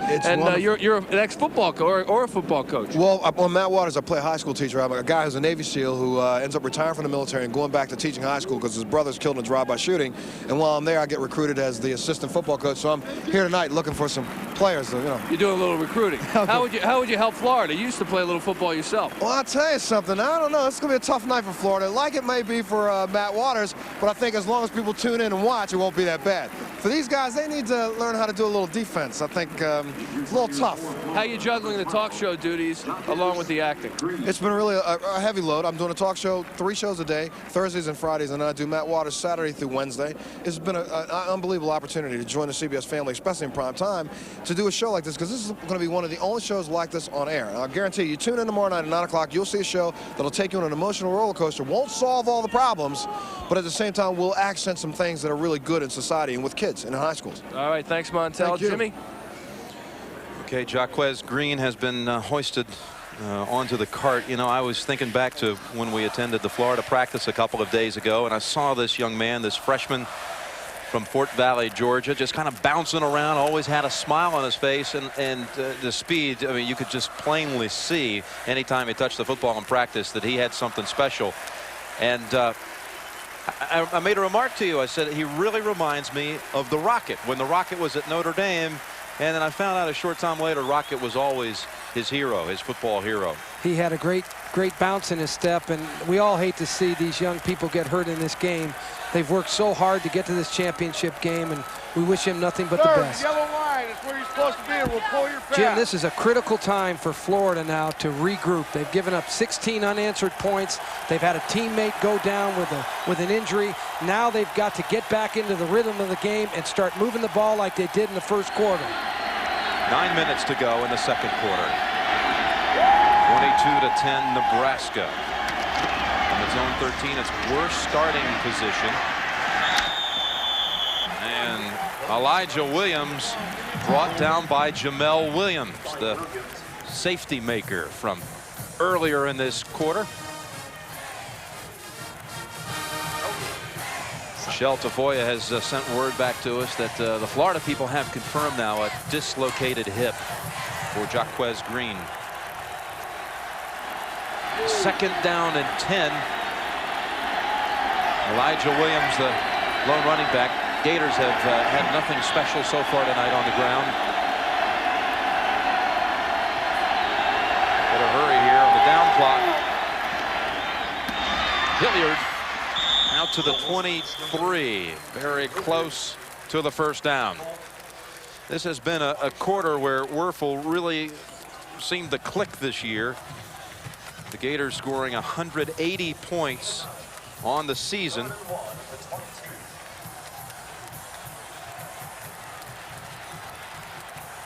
So they have third in short yardage, 3rd and 1. Well, at first they were going to let him go ahead and run the play. On a second thought, they're going to bring out the chain gang. Steve Spurrier asked his offensive line coach prior to the game which of the running plays he liked, and the offensive line coach remarked, "I don't like any of them."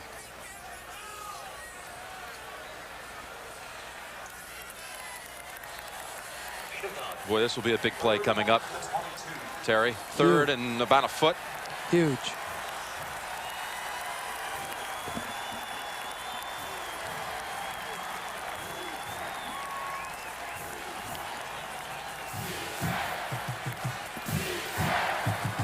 Jim, there isn't much room to go here for the first down. I wouldn't be surprised to see Danny Wuerffel sneak this ball. He's brought in an extra tight end, Sean Nunn. Dwayne Mobley, Elijah Williams lined up behind Wuerffel in the eye.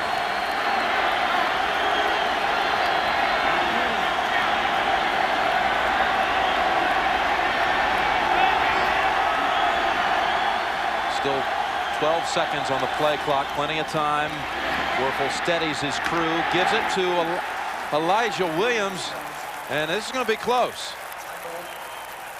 Grant Wistrom with a final hit to back him up a bit. They're not even going to measure. It's 4th and less than a yard. Nebraska is great against the run. They came into the game saying they are not going to allow Florida to run the ball. 3rd down and 1 foot, and they stop them.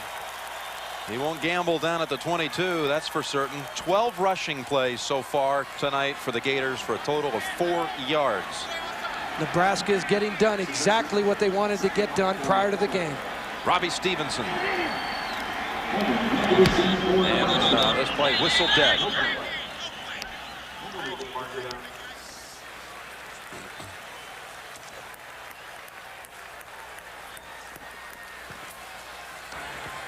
Dead ball, delay of game on the offense. 5-yard penalty, key 4th down. And the freshman booter will now stand at the 2-yard line. Robert Louis Stevenson. The freshman from Tommy Frazier's high school, Manatee High School, there in the Bradenton area of Florida. Has been a Jekyll and Hyde performance so far for the Gators. Short kick fielded by Octavius McFarland, and Nebraska set up an excellent position again. Only a 31-yard punt with a 9-yard return.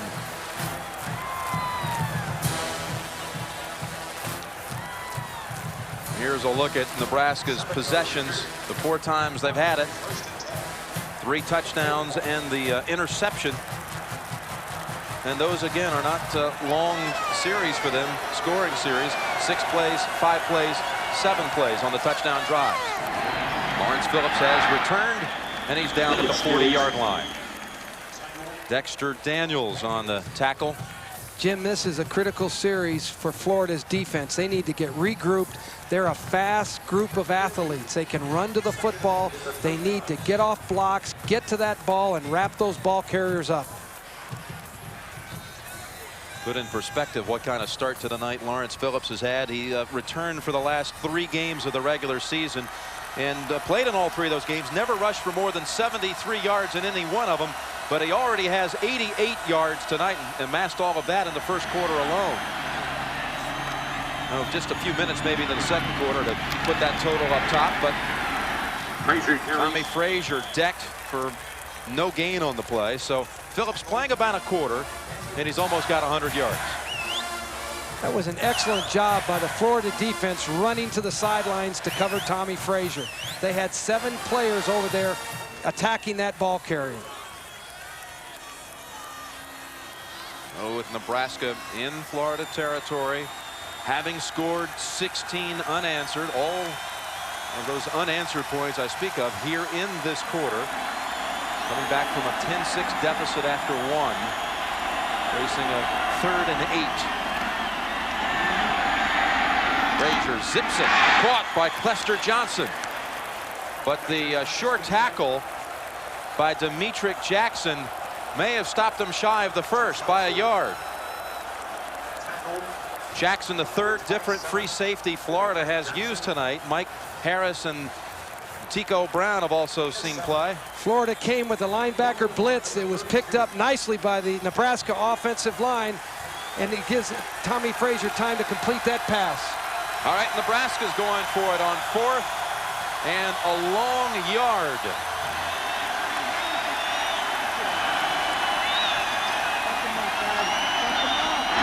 Option left, Frazier.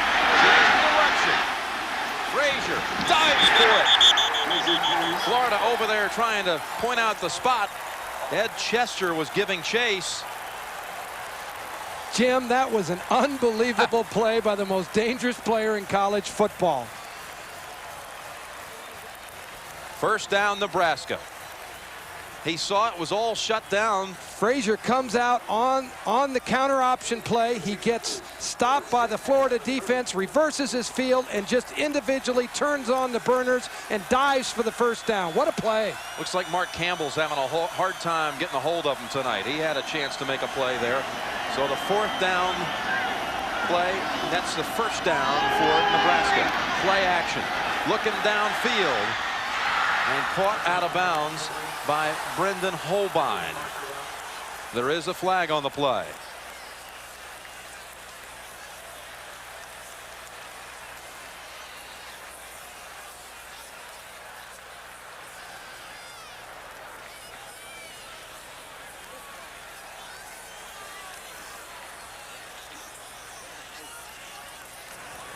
Holding on the defense. 10-yard penalty. Holding is all going against the Gators right now. Right now, Jim, the toughest thing for the Florida coaches and players is to handle this momentum that's all going against them. Everything is turned a little bit south on them right now. They need to just hang in there. They're an excellent team. They've got an underrated defense, a great offense. They just got to get back into the rhythm of this game and play even with Nebraska. Defensive holding gives Nebraska first down at the 20. Inside they go. Florida finally sees the open man, Jeff Makovica. All three fullbacks at Nebraska are walk-ons. That looked like something we saw last year in the Orange Bowl from Corey Schlesinger when he scored 2 touchdowns in the 4th quarter. Jim, what happens? The Florida defense is moving to the outside to try and stop Tommy Frazier and the tailback. When they do, they open up a running lane inside for the fullback, and in that case, that's exactly where he took the ball, inside up the middle. First and goal. Frazier. Good fake. End zone. Man was open. Gilman. So the fullback mentioned one of many walk-ons for Nebraska. You look at the starters tonight. Now, Reggie Ball's been the starter most of the year. Did not start tonight, but really 4 of their players walk-ons. Nebraska has the biggest walk-on population in the country. It gives them an unbelievable advantage over anybody they play because they always have more than enough players to try and practice against. Those Nebraska kids love that program so much. Those homegrown kids, most of them don't walk on to Lincoln. They crawl there. Frazier, that just shoots down all the way, and the late pitch results in very little at all. Dexter Daniels, just a final pop there on Phillips. So that time, the Gators read the option quite well. And you notice, Jim, how quickly they flowed to the outside to play the outside. The previous play, when the fullback hurt him up inside, that's the reason. That defense is flowing so fast to the outside because of the pressure that Frazier and either Amon Green or Lawrence Phillips puts on your defense. 3rd and goal. 3rd and goal from the 8. They've loaded up the backfield. John Vedral comes out of there. And now Frazier rolled out, looking, and through the end zone. So Florida had to have a big defensive series in that goal-to-go situation, and they may have come up with it. They're going to have to bring out the field goal unit.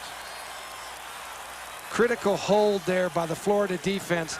I'm just not sure they could have afforded to give up another touchdown. This would have been very difficult. Here you give up 3 points, you go in at halftime, you regroup, you get your football team back into the flow of the game of the second half, you're still alive. 7 points at this time, it's difficult to come back from. Freshman kicker Chris Brown from South Lake, Texas. He made 13 of 16 field goals this year. Looking for a 15-point lead, 26-yard boot, split it. So, Nebraska with 3:46 to go in the 2nd quarter. Now has taken a 25-10 lead.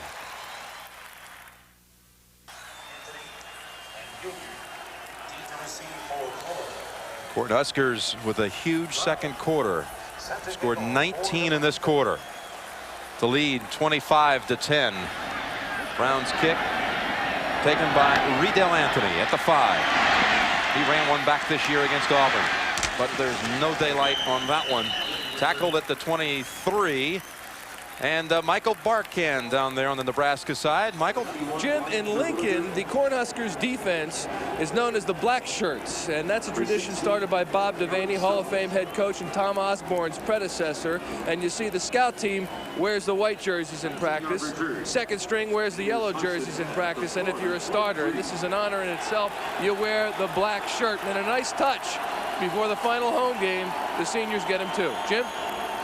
That's what they talk about with so much pride, getting that black shirt on that Nebraska D. Get a starting assignment, you've got one. So with 4 receivers in the game, Werfel still trying the spread formation. Florida lives by this front and gun. And out to the 30-yard line. They had some nice movement there in the first quarter. Ike Hilliard on the catch. And that defense, second in the nation against the rush, fourth in points allowed, fewest points allowed. Travis McGriff, number 3, a freshman receiver, lined up at the bottom of your screen on 2nd and 3. Jim, Florida just needs to get an offensive drive started here and get back into their rhythm. Werfel cuts back to find Hilliard again near the 50. The Tostitos Fiesta Bowl extends its thanks and appreciation to Scottsdale Community College President Dr. Art Buffabooter and Director of Athletics Art Duffy. So that pass now actually ruled incomplete. Incomplete. Hilliard didn't have it.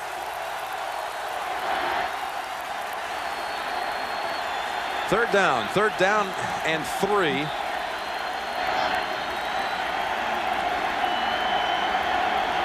Nebraska wanting the blitz. There are flags down. Looked like Nebraska may have jumped. And Hilliard was out there. Werfel's man overthrown a bit. If Nebraska jumped, it'll give Florida the first down.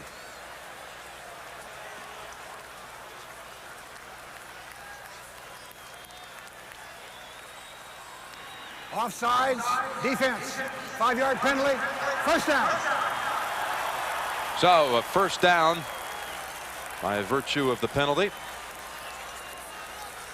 It's only the second penalty of the night against Nebraska.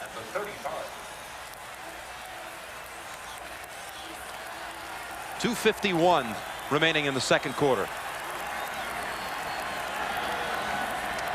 So successful going to Doring on the game's opening series. He got 4 balls on that drive. See if Werfel goes back to him. That pass picked off by Michael Booker. Free room ahead. Michael Booker in for the touchdown.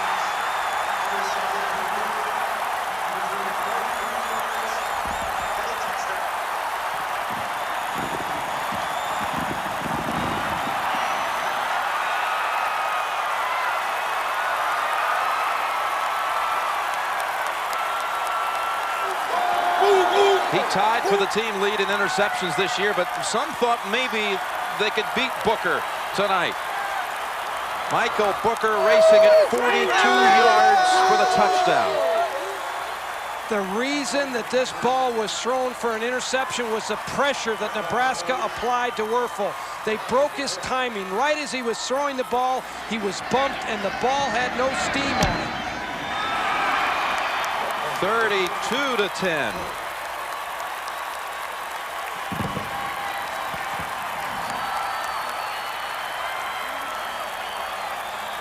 Michael Booker with a touchdown in the national championship game.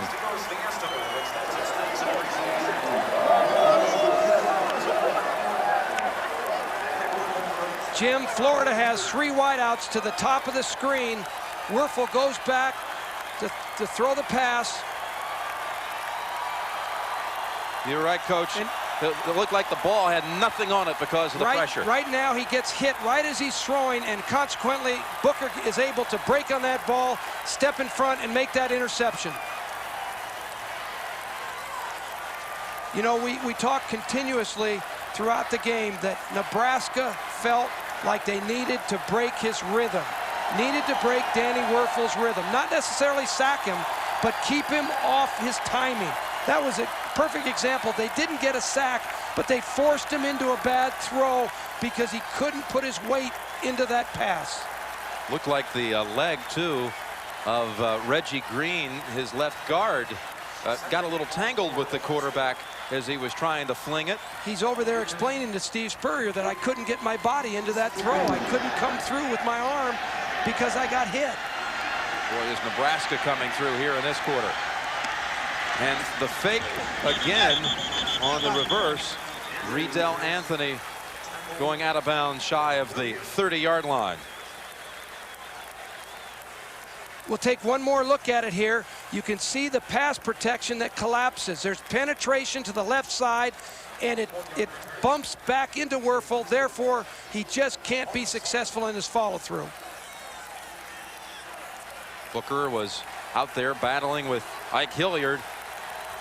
And we have only 2:33 left in the half. Nebraska with 26 points in this quarter.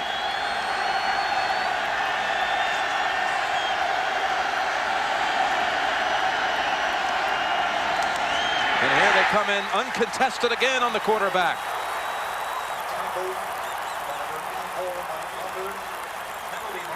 There is a flag down, though. Mike Rucker.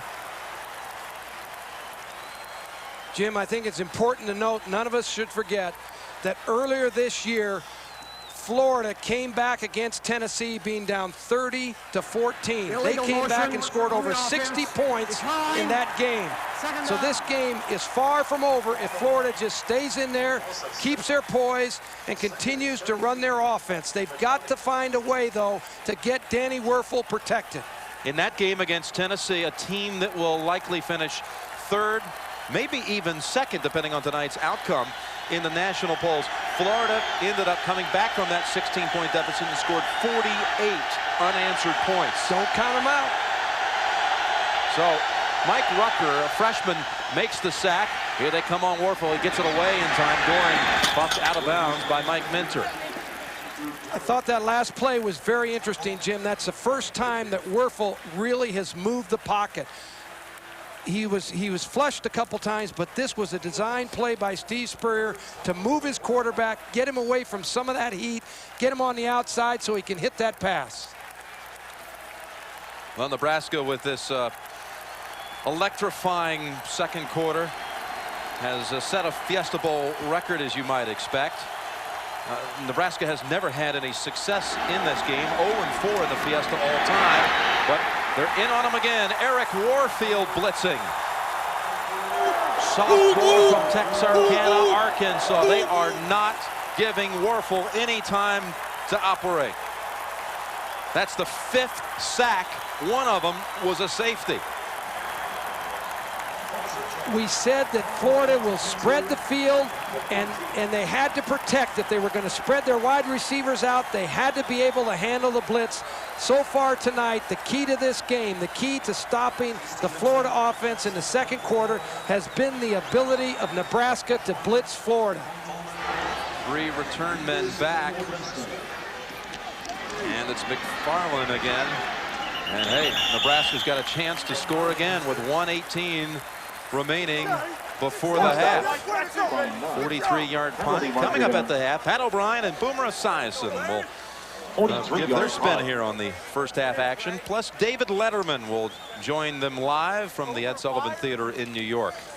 There's a flag down on that punt return. Talk about how strong this Nebraska team is. On the return, illegal block below the waist on the return team. 15-yard penalty, 1st and 10. On that series for the Gator offense, Wuerffel was sacked twice by players who are usually on the 3rd team depth chart. Eric Warfield and Mike Rucker, a freshman and sophomore who have seen limited action this year, but they each got a sack on the last series. 2 things that Nebraska felt coming into this game were important. 1, to rotate the defensive line so they constantly had fresh players, and 2, to play fast players at the outside linebacker position so they could blitz with more speed. From the shotgun, remember Nebraska has 1 timeout to work with. Catch made by John Vedral.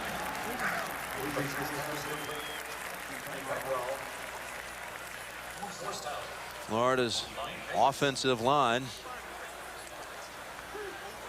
trying to get those protection problems worked out during the game like this. You just got to work like crazy.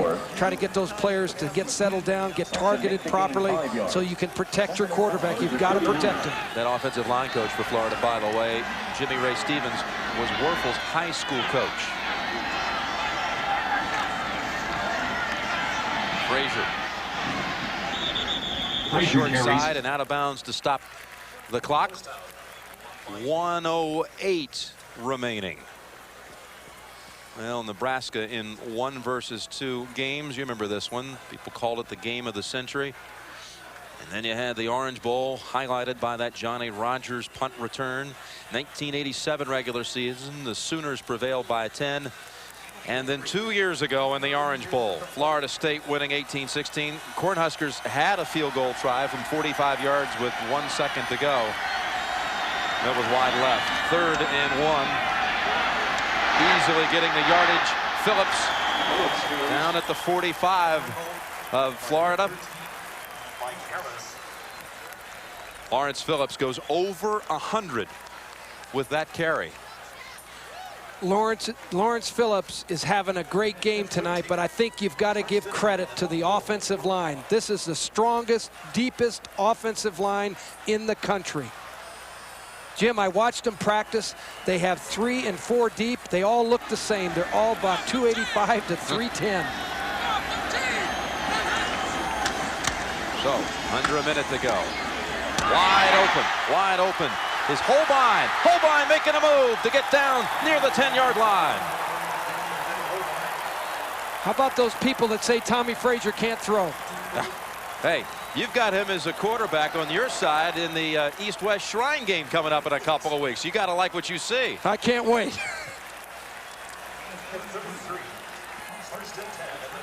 So with no tight end in this alignment, clock running, 13 seconds. High snap, and let's see, the senior scoops it up and gets out of bounds to stop the clock with 27 seconds. That 100-yard rushing effort by Phillips is the first one by a Nebraska player in a bowl game since 1985, and Doug Dubose. And Jim, we're in the first half. Unbelievable.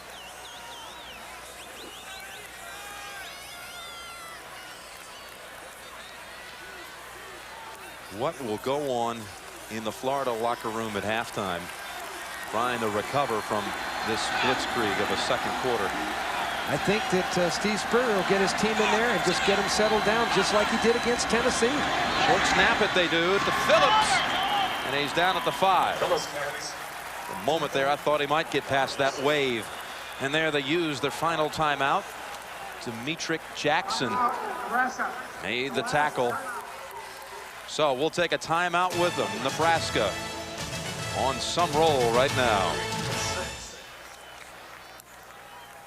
In football, when you go under center as a quarterback, when they were blitzing, you could read that. You could tell where those linebackers were coming from or where that free safety was coming from. In politics, you never know where the linebacker's coming from. You never know where the blitz is going to come from. I think that's the major difference. But outside of that, I still think the principles and application of endurance and character and delayed gratification, hard work, making sure you understand the game plan offensively and defensively, that you are well prepared to go on the floor of the house to tell your side of the story or tell why you feel a certain way. Those similarities are the same in football or business or politics. The principles, the values, the conviction, the hard work. I think that's the foundation that you have, that you must have for whatever you do.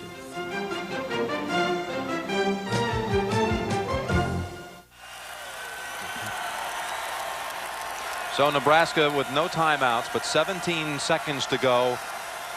Football at the 7-yard line.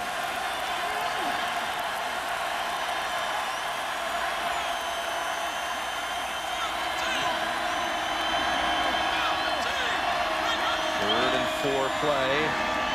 Frazier rolling out, ball deflected up in the air. And harmlessly falling incomplete. So Nebraska looks to add another 3.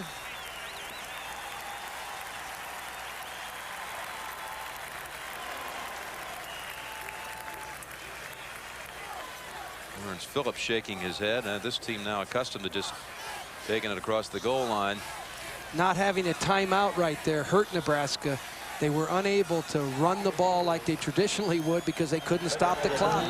So they had to go ahead and throw it because they were going to run out of time.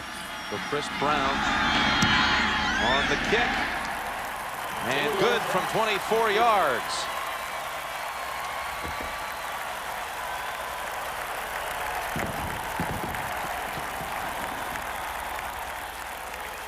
The last team to repeat as national champion, Alabama, 1978, 79. Sponsorship of Fiesta Bowl ticket backs.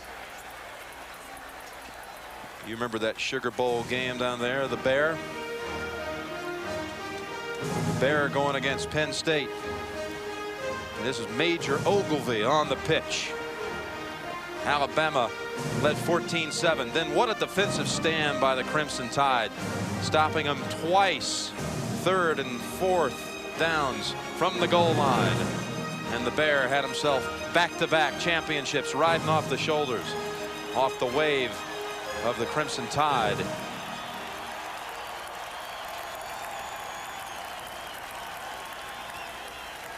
And right now you see very little sign that Nebraska is going to be prevented from achieving back-to-back here tonight. It's going to be hard for Florida to come back after this second quarter, Jim, but not impossible. They've done it before. They can do it again. When you've got players like Werfel, Ike Hilliard, those kind of players, you can come back if you can get psychologically back into the game. That's as difficult as anything. Look at this. Hilliard picks it up at last. Bouncing around to the 17-yard line as play expires. He scored 29 points in the quarter. Consider that Auburn scored the most this year against Auburn. Auburn scored the most against Florida, 38. Tennessee scored 37. Nebraska scored 35 in one half of action. There's not much that shakes up Steve Spurrier, but maybe this. Let's go to Michelle Tafoya. All right, with Coach Spurrier, and you said that pass protection was going to be key. How do you give it to Danny Werfel? Michelle, we're just getting clobbered right now. Hopefully we can try to do something to make a game out of it, but we're getting beat pretty bad all the way around. Down 25, you haven't been down this far all season. How do you get your team emotionally back on track? Well, we're going to keep playing hard, and hopefully something good will happen. See what happens. We'll hopefully keep throwing it around a little bit, and hopefully can pass block. Thanks, Coach. Let's send it over to Michael Barkan. All right, Michelle. Coach, your game plan obviously working. Did you make any adjustments at all after they got their 10 points on the board? Because you're just exploding. No, it's athletes. It isn't game plan. We're just playing well, and we got some speed and got some guys that can play. But Florida's got a very explosive football team, and we got a half to go, so we're not out of this thing yet. But so far, we played well. Your big flurry began after you got the safety. Were you surprised that they went with 5 wideouts on their own goal line? Oh, I don't know. That's their business, and we just got to do what we got to do. But we're playing hard, and I'm really proud of our defense. So far, they played great football. All right, Coach. Thanks, Jim. Well, they have certainly been in sync on offense as Nebraska. And as Steve Spurrier said, hey, we got to find a way to protect our quarterback. As you said, Terry, right from the start, it hasn't happened. Nebraska leads 35-10. Pat and Boomer will be along after this message and a word from your local station. CBS Sports presentation of the Tostitos Fiesta Bowl is sponsored by Tostitos, Oldsmobile, MasterCard, and by Budweiser.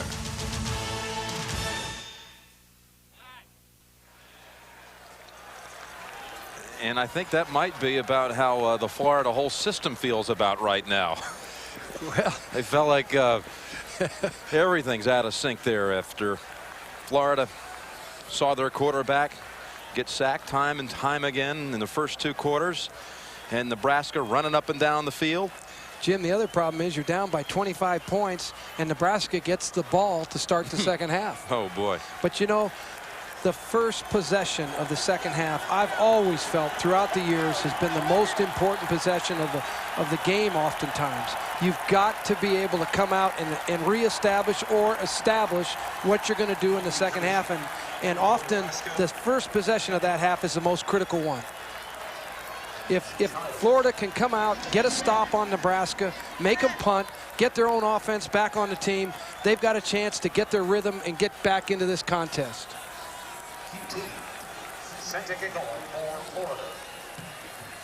Teague the kick to Benning and Childs.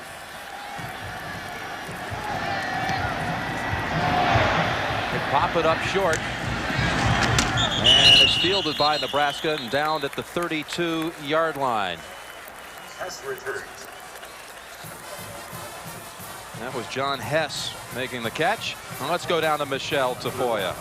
All right, Jim, had a quick word with the coaching staff of Florida. They said on defense, it's not what we're doing, it's how we're doing it. And they also discovered that this offense is having an awful tough time communicating at the line because of the noise in this stadium. Also an update on Jacquez Green. He's being transported to the hospital to be kept overnight. They reduced the dislocation. There is no fracture. He will stay overnight in the local hospital. Lawrence Phillips with the first carry and good room again. Jim, this is where the Florida defense has to get pumped up. Nebraska will pound on you, big man on big man. They'll make it physical, and they'll just wear you out if you can't get your defense pumped up to play in the second half, and you can't do it by giving up 8 yards on the first snap.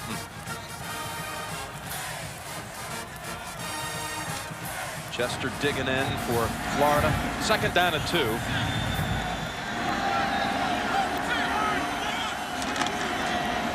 Phillips they go, and that time Chester got him.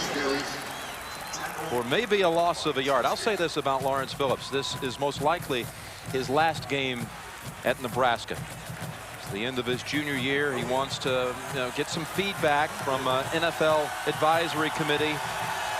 Will he go in the first round of the draft? If he gets some positive information back, the feeling is that's all it'll take to trigger his announcement. He'll go on to the NFL. We talked to some scouts this week. They said it's not even a question about him being a first rounder. He might be the first pick.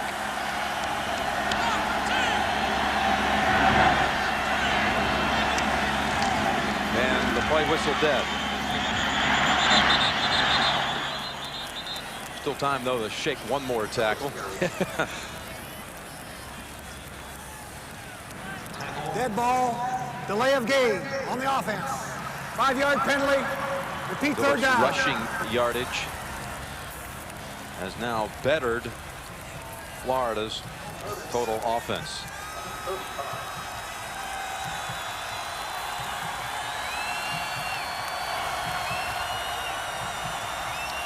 Phillips' total offense, that includes the 16-yard catch for the touchdown. That delay of game puts them in 3rd and 8 as opposed to 3rd and 2. I think this is a good break for Florida here. 3rd and 7. Taking to the line to Phillips. Kavicka bouncing around to the 43-yard line, and enough for the first. He runs the football. It kind of looks like a tailback maybe at some other schools, and he was a tailback, in fact, when he first arrived at Nebraska. High school tailback. We said at the very beginning that Florida had to tackle well tonight. Frazier hits the fullback out in the flat. He doesn't make the first down initially, but he breaks 2 tackles and falls forward for the critical first down. On the 43, Phillips trying the right side. And out to the 47 with Ben Hanks slicing the ball carrier. Jim, what's incredible is that I don't think a lot of people realize that Florida's got 8 and sometimes 9 people up on the line of scrimmage to try and stop this rushing attack from Nebraska. It's not like they're playing with 7 up there. They're playing with 9. 2nd down, 6. Phillips doing a lot of work now. And virtually no gain. Maybe give him a yard. David Barnard has a hold of him, along with Ben Hanks and others.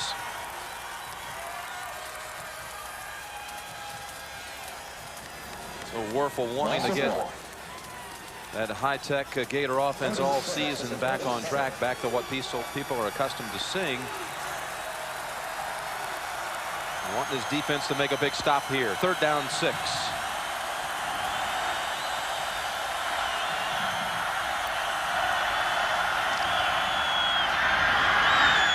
Good fake. That throws Florida. Hands open. Clester Johnson down to the 16-17-yard line. There's a case where Frazier just froze the Gators. They had to respect Phillips.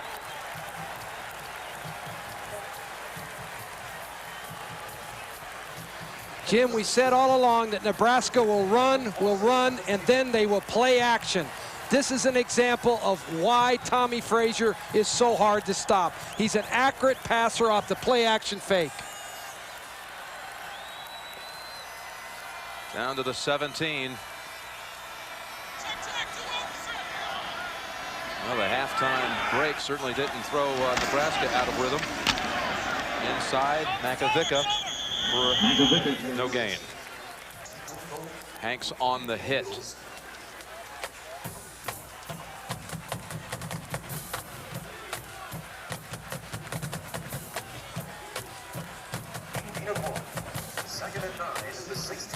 Some of the big games this year, Tennessee again put up 37 on them.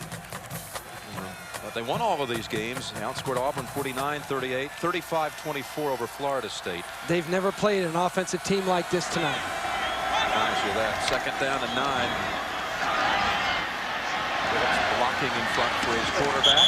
And a 1-yard gain. So, keeping Wuerffel on the sidelines. Wuerffel anxious to get back in there, but Nebraska will face a third down situation here. Jim, it's what we talked about. Nebraska keeps the ball. They keep Florida's offense off the field. Nebraska keeps the ball. They wear Florida's defense down. 3rd and 8. The 8th play of the drive. And they've had the football already for 5 minutes. Frazier toward the end zone and intercepted. Second time tonight. And Anthone Lott makes the pick in the end zone. And Frazier kind of holding on to a hamstring.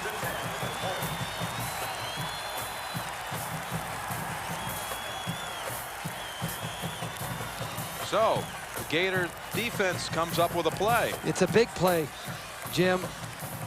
Tommy Frazier's going to want that ball back when the night's over with. He had points in the bag. He was in great field position. He went for it all, but he's going to regret throwing that ball. He's going to dream about it.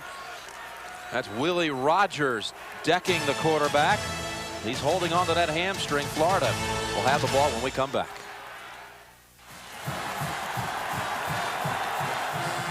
Well, the Nebraska training staff massaging the right leg of quarterback Tommy Frazier, who's been picked off for the 2nd time tonight. Elijah Williams in the backfield. Will this give Florida momentum, or is this just a blip on the Nebraska screen here tonight? As they whistle the play dead before it really gets going, let's check in with Michael Barkan.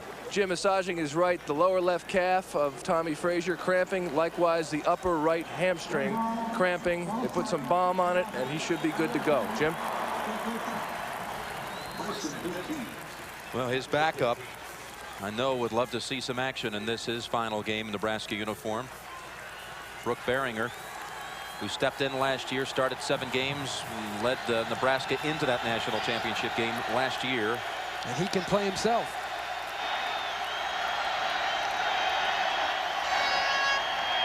First 15 from the pocket. Wuerffel looking for a big one. Oh, and he had Riedel Anthony in Nebraska territory. Michael Booker broke it up.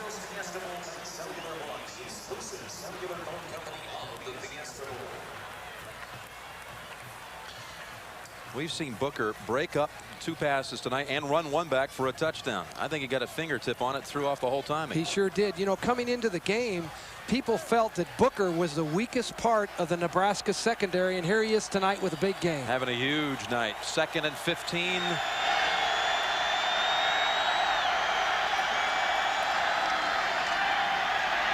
Wuerffel getting his protection, trying the right sideline. And Hilliard was the man he was looking for. The Gators' first 3 possessions. Now, take into consideration that was all in the first quarter, these 3 possessions. And then nothing. You have to wonder, Jim, how much of the timing and the rhythm that has been thrown off for Danny Wuerffel tonight has affected those statistics. Early in the game, they had that timing, that rhythm. They had it their way. Then the Nebraska defense began to apply that pressure. 5 receivers in the game. Third down, 15. Look out. Farley. Werfel never had a chance. Dumped them at the 6.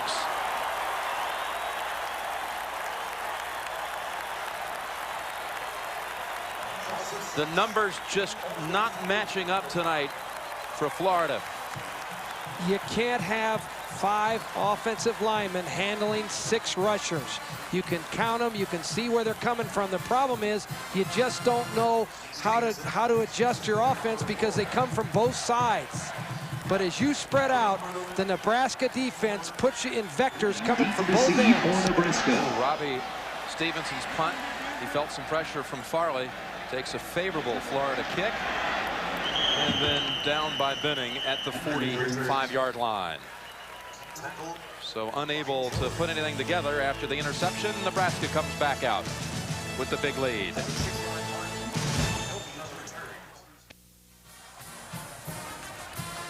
As we look at the numbers here in this game summary, Terry Donahue, what were you expecting for Florida rushing figures tonight? We knew they wouldn't stack up with Nebraska.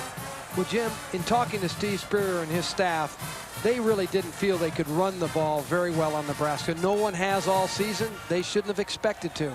I really felt if they could have 50 or 60 yards of rushing offense to try and keep that defense at least honest and slow down the pass rush, it would really help them in the game. But as it turned out, they're minus negative yards. Sure, they never expected that big of a disaster. Their season low is 81 yards. And here's Nebraska just grinding it out, working that clock as we approach the midway point of the third quarter. Huskers leading 35-10. Jim, I think what we're going to see here, this will be a typical Nebraska drive. They'll keep the ball on the ground, make it physical, and every once in a while sprinkle in a play-action pass for a chunky yardage. This eats up the clock. It also wears away at the Florida defense. Second down at 5. Frazier not missing any action. Cramp taken care of. In fact, he's going to tuck it under. Look at this. Running for good yardage, out of bounds at the 35. They knocked him right into the kicker's net. Is that, what kind of net yardage do you get on that play?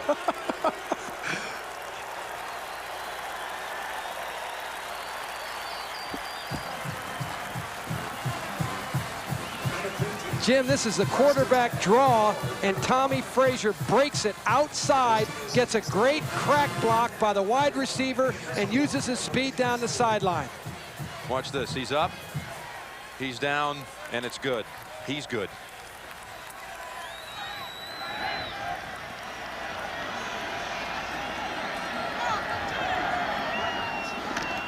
All of that for a first down. Phillips for a quick 4. James Bates made the tackle. Well, Nebraska, we watch these running backs that just put up these enormous numbers, and they got an operator like Tommy Frazier, but the offensive line always a huge trademark in this program. The best in the country, Jim. You're looking at Aaron Graham, one of the all-time great centers in Nebraska history. Dave Remington was a great one. This guy's a great one. Second and 6. Running up the middle for only a yard with Makovica. You know, it's an offensive line that lost 4 starters off of last year's championship team. Only Graham returned. I mean, how good are they? Take a look at their left tackle. You know, here's a guy, Chris Dishman, who entered the starting lineup just this year. And did they get respect at Nebraska? One preseason publication listed him second team preseason All-American. Hadn't even started the game. It's like, hey, once you get the start, you become an All-American. You call up the SI Day. Who are your starters this year? Okay, well, probably going to be a second team All-American. Let's put him on the team. They know. Phillips, look at the pass. Reggie Ball was wide open.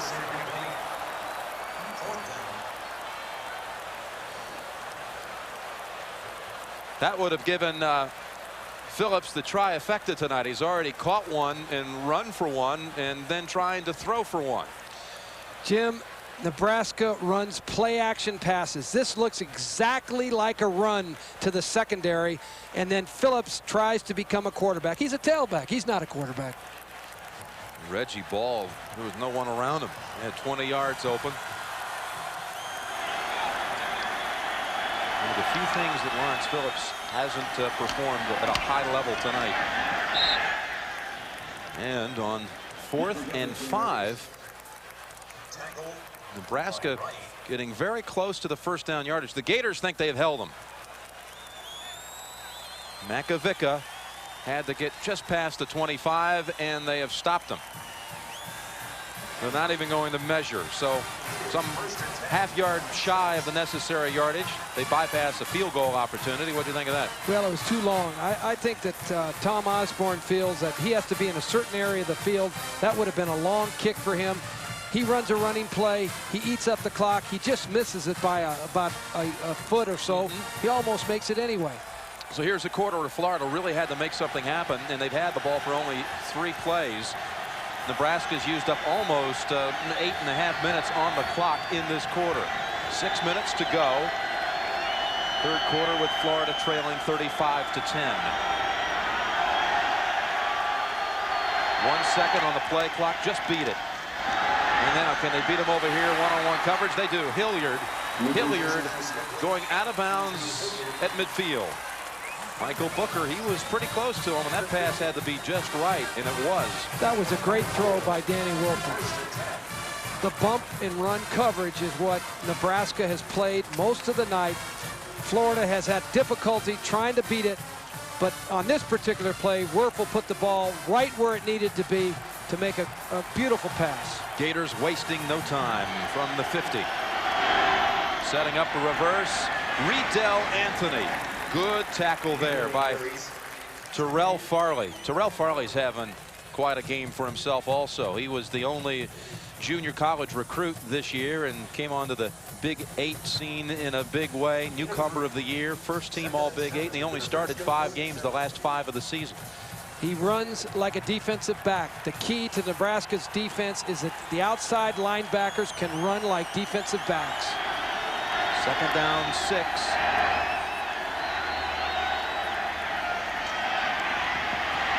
Werfel, man open, defender fell down. And Ike Hilliard makes another grab on this series. 18-yard reception.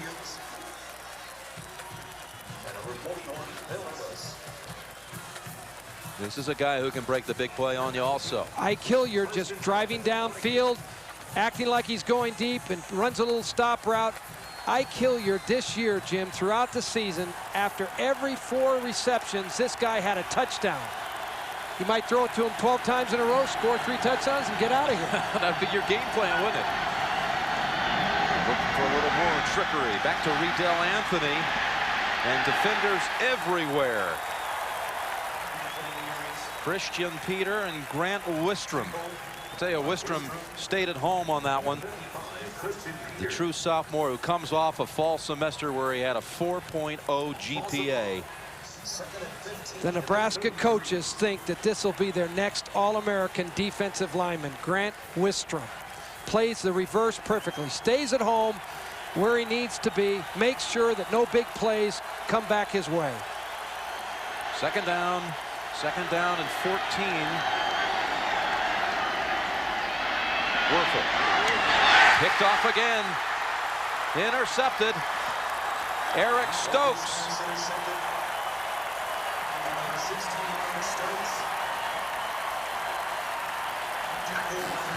The junior from Lincoln ends the Florida hopes on that series.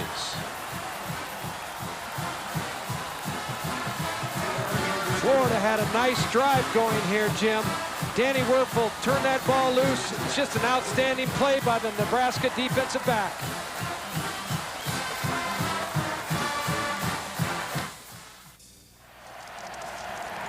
Eric Stokes making the interception, giving it back to the Cornhuskers with 4 minutes and change remaining third quarter. Frazier out to the 41. Lawrence Wright on the tackle, 11 yards, and Steve Spurrier, when his quarterback came off the field. Danny. Steve Spurrier plays the game in his mind. He sees the field better than any coach in college football. He's an ex-quarterback. He knows exactly where he wanted Danny Werfel to go with that ball. Phillips takes it outside. Saw that it was shut down where it was intended to go, and picks up another nice piece of yardage there. 11 yards. Broke away from Ben Hanks. I wouldn't be surprised, Jim, to see Nebraska just begin to keep pounding away at that Florida defense, eat the clock up, continue to make it a physical game so that by the fourth quarter, it's over. That's what they're trying to get done right now. They're shortening this game, I would say, rather quickly. Third quarter racing by. Phillips, look at that, so graceful the way he gallops around those defenders and then somersaults down to the 41-yard line. Blocks by Dishman and Gilman. Looked like he was gliding on that play. You know, they've had so many great I-backs at Nebraska. You think of the different guys they've had over the years, Rozier, I.M. Hip, all of their great backs. And we're watching two of the best backs they've ever had in Lawrence Phillips and Amon Green, who hasn't even really played all that much. No, they've just brought in a new one. Clinton Childs, the senior from Omaha, Nebraska, comes in for a play from scrimmage for the first time tonight. And they go fullback up the middle with Makovica. Tico Brown with a tackle in the secondary. Yeah, they've had some kind of history at Nebraska. Jarvis Redwine. You mentioned I.M. Hip, Roger Craig. With the fullback and I-back, and of course the Heisman Trophy winner that the coach mentioned, Rozier. Here's Clinton Childs, though. He was the man who initially replaced Phillips early in the season before he was injured. Frazier loading up, going down the sideline. Good coverage. Well defended by Fred Weary. Clester Johnson was the Cornhusker receiver.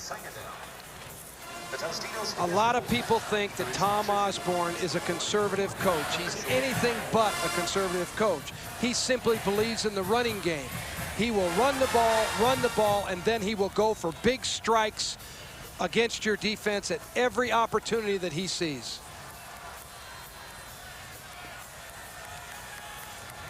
Second and 10. And again, they give him a new look. We've seen this only 2 other times tonight. 5 receivers, quarterback draw, Tommy Frazier. Goodbye, Tommy Frazier with a touchdown. 35 yards. Jim, we said he was the most difficult athlete in college football today to try and defend. He can run like crazy, this guy. Look at this. And Spurrier just despondent. They spread him out across the field just like Florida did, but they run the quarterback draw with Tommy Frazier. Great block by the right guard, Steve Ott, number 69. They just spread him out with the 5 wides, and Frazier is over 100 yards. He has 120 yards on the night, on the ground. And the Cornhuskers, Nebraska just annihilating Florida.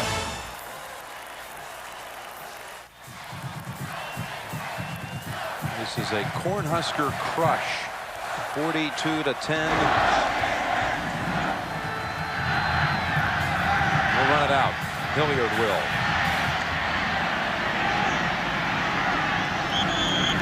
23-yard line, the starting point. Eric Stokes, who made the interception earlier, made the tackle on that play. This is the Nebraska trap play. All they do is run the trap play with the quarterback now as opposed to the fullback. They've executed this play 100 times a week in their practice repetition.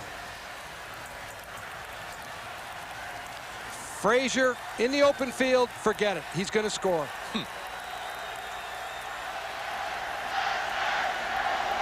2:14 remaining third quarter. Nebraska has scored 36 unanswered points after trailing 10-6 after one. Tommy Frazier, and it's still that right leg cramping. But didn't bother him too much on the quarterback draw, did it? Sure hasn't. It's unbelievable. I can't tell you how impressed I am with the entire Nebraska team, but particularly with Tommy Frazier and Lawrence Phillips and that offensive line. 2nd down and 8.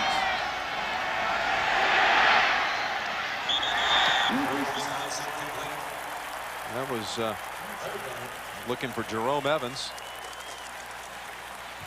Wistrom and Saltzman were in on the quarterback. You know, Werfel has had heavy pressure all night, more so than he's ever seen. But would they consider bringing in Eric Kresser, his backup, who threw 12 touchdowns this year?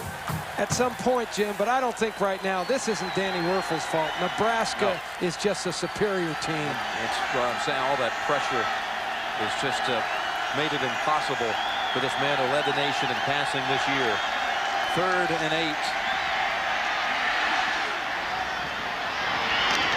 And that's a completion to Terry Jackson. And he got the first down. Terry Jackson keeping a little tradition alive at Florida. You know, sometimes a number belongs to a family. Terry Jackson, number 22. His father, Willie Jackson, receiver at Florida in the 70s. Willie Jr. set several Florida receiving records. And now Terry Jackson, he gets to wear number 22. Well, his father broke the color barrier on the Gator football team when he started playing there in 1969. They've all worn 22. And here's Werfel getting away from the heat, finding an open man. Here's a play that's worth Chris Doring, who has been silent for what seems like ages now. 30 yards on that one.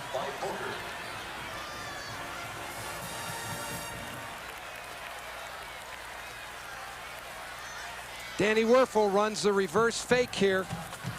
Comes off the play action, makes a nice move to avoid the sack, and finds Chris Doring open on the sideline. You know, Florida's a very prideful team, Jim. They're not going to lie down. They're a tough group of competitors. They're the number 2 team in the country, and don't forget it. Werfel loading that gun and firing it long, and the ball is caught for a touchdown by Hilliard. That was some over-the-shoulder catch. 35-yard strike.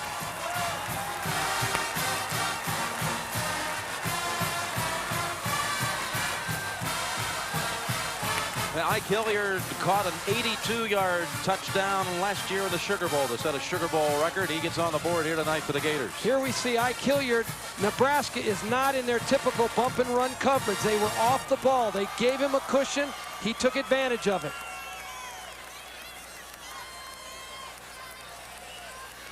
Just have to get 1 foot down in college football. That was awful close.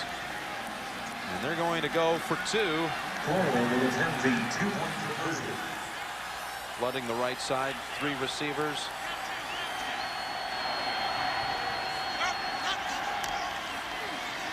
Got a man, Riedel Anthony. That makes it 42-18. Remember now, you have to have only 1 foot down in college football. It was a sensational catch by Hilliard. Looking back. And a great throw. Watch where this ball is placed for the receiver. But does he have the foot down when he catches it? Judgment was the left foot down as he caught it.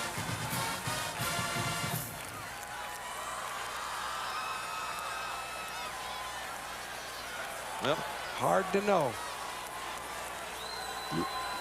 Looks like he was out of bounds, really, Jim. It really does. They may have gotten away with one there, but, you know, the guy right on the spot, he's got the best seat in the house. 52 seconds to go in quarter number 3 with Nebraska leading 42-18. Florida has just snapped that unbelievable streak that no one would have imagined would happen in this game tonight, where Nebraska rattled off some 36 unanswered points. So Florida rebounds with a score here in the final minute of the third quarter. 42-18. Onside kick consideration here for you. With Steve Spurrier, you never know what's going to happen. Kick away. And deep one, too. Damon Binning will set the Cornhuskers at the 20-yard line. Tony George exchanging words. He was shaken up a little bit earlier in this game.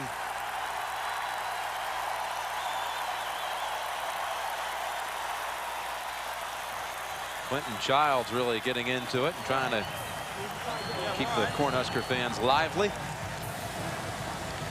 Jim, as a coach, what happens when you're this far ahead, you always have a gut feeling or a worry that you wonder, am I going to keep the momentum? Am I going to be able to keep my team on this roll? And conversely, when you're Steve Spurrier, you're wondering, can I get my team back into the game? A pass here, a pass there. All of a sudden, I can get back into this football game. There's Clinton Childs, the third different tailback we've seen tonight. He was in on that last series also that resulted in a Frazier touchdown run. But again, he was the one who replaced Phillips in the third game of the season against Arizona State, and the first play for the Cornhuskers in that game. He went 65 yards for a touchdown, had 143 yards in the game before he injured a knee and lost the starting position to injury. Well, all three of their tailbacks are over 7 yards per carry average. Frazier adding more numbers, more yards to those big numbers. Oh, they don't have him yet. Look at Tommy Frazier. How many tackles can one man break? Touchdown.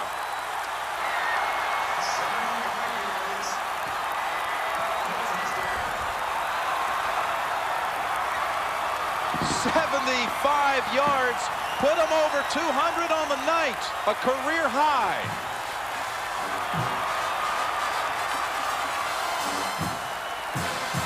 What did he tell you about tackling?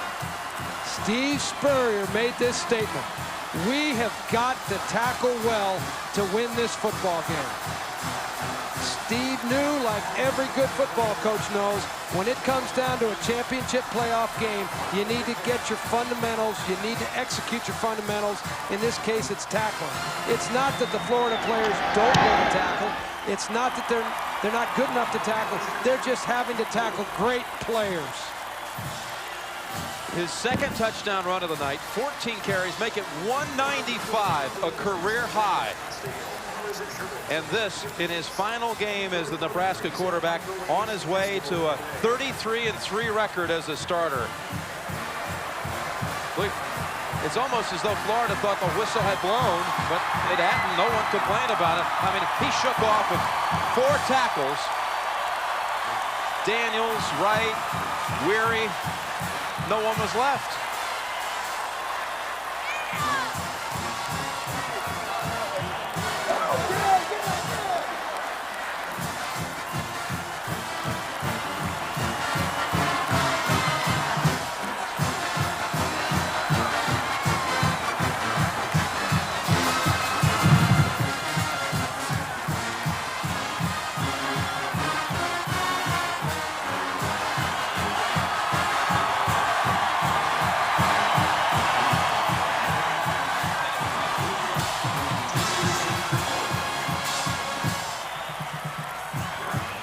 This man was the MVP of the '94 Orange Bowl, the '95 Orange Bowl, and who do you think the favorite is to be the MVP at the '96 Fiesta? He's going to get a couple votes.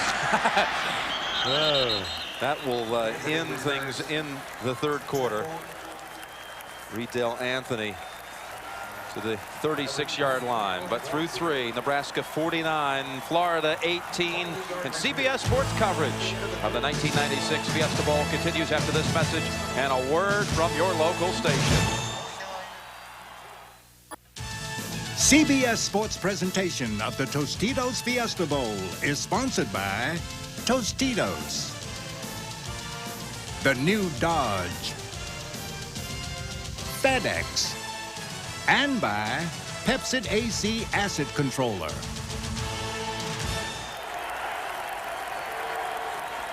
Florida keeps the starting group in at the 36 to start the fourth quarter, driving last time for a touchdown. And Terry Jackson swarmed right away by Terrell Farley and friends. Mike Minter, Christian Peter. Fourth quarter, they're saying on the Nebraska sideline, someone said, hey, let's really kick it in the gear now. We're going to keep on pounding it on. We're going to keep on pouring it on, baby. Pouring it on. Guys like that never play always do all that talking. Yeah. The official Commodore pass of the Fiesta Bowl.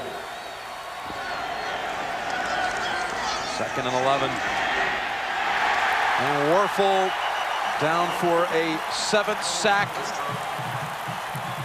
He's never been sacked that many times in his career. Grant Wistrom. Grant Wistrom is a great defensive end with excellent speed. They believe that this guy will be the next All-American defensive end at Nebraska. Well, some of your tips for Nebraska before the game? Certainly, number 3, break Werfel's rhythm. The Nebraska defense has been able to do that tonight. And I think points 1 and 2 apply also. Ball control, they've had it, and they've lined up properly also. They've not given him a cheap touchdown. How about an interception? Third one of the night. Tony Veland.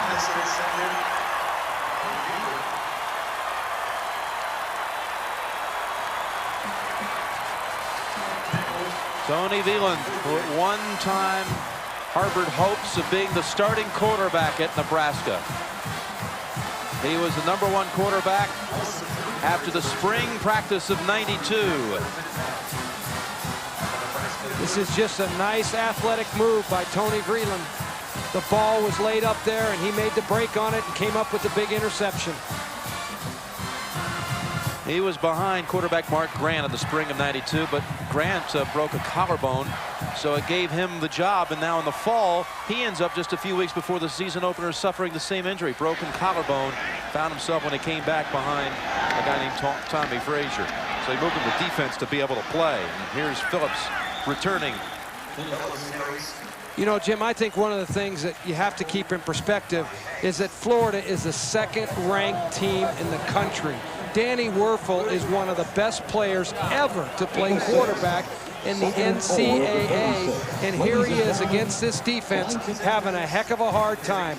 I think that speaks volumes about the Nebraska defense.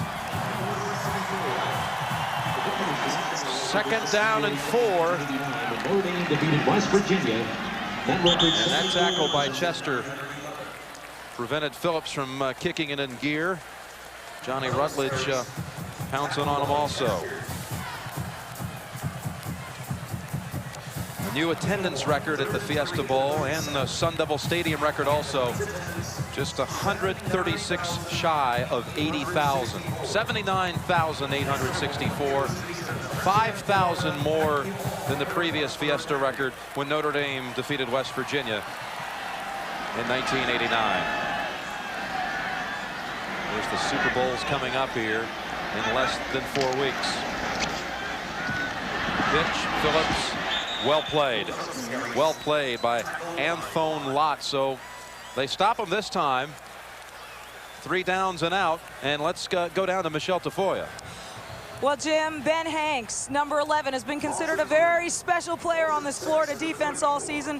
So special that when he came in as a high academic risk, Steve Spurrier actually went to the president of the university to get him admitted. And Hanks made such an impression on everyone with his work habits, both in football and in school, that Steve Spurrier took his own number 11 out of retirement to give it to Hanks. And when Hanks leaves after this game tonight, that number 11 will go on to another special player. Jim? He has been a special one for Coach Spurrier, and look at this. Ball free, still down, and finally recovered by the Cornhuskers. So Jesse Cush came on to punt for the first time tonight. I was beginning to wonder if the starting punter was even going to be able to say that he played in the championship game. So Riedel Anthony couldn't handle it, and Nebraska's looking to add to this enormous total of 49 points.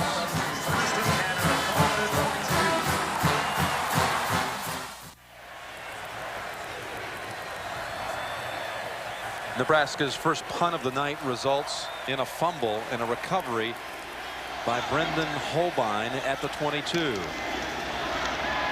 Frazier saw option 1 close down, went for option 2, and Lawrence Wright jumped in front of Mark Gilman.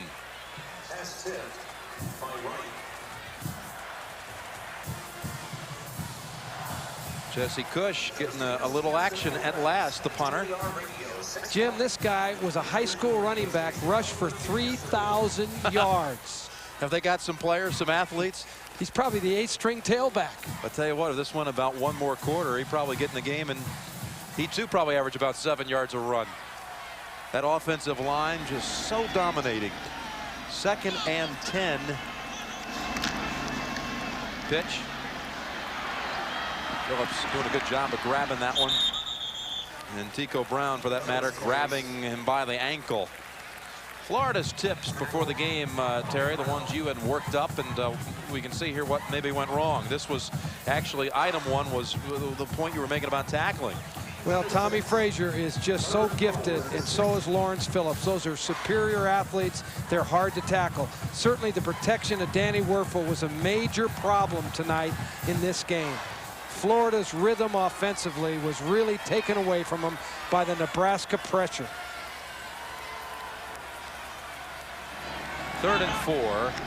Shotgun Frazier. There he has his 200. First and goal inside of the 10.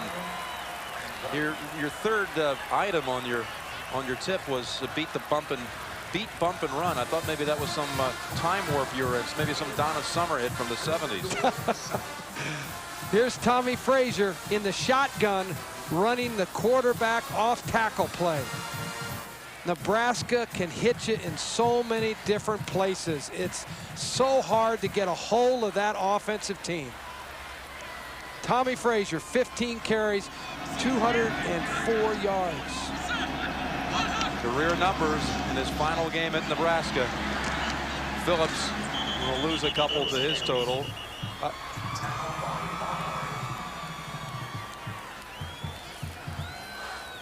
Nebraska on its way to its 25th straight win and trying to break the record for most wins in a 3-year period. The Toledo Rockets and the BYU Cougars had 35 also.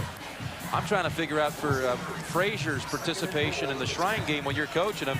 I guess you're going to be running the option a little bit. I'm going to put in the Nebraska offense as quick as I can. 2nd and goal from the 10. Well, that's a 5-yard loss as Johnny Rutledge, a true freshman, comes in to drop the quarterback and hurt his total a little bit there. Johnny Rutledge, the Florida coaches on defense felt like this one will be the next great All-American linebacker at Florida. He came there, he was a man as a freshman. Yes, most of these 18-year-olds, you know, that you see them when they walk on campus, they come as kids and they leave the program 4 or 5 years later. They're men. Well, this guy came in a man.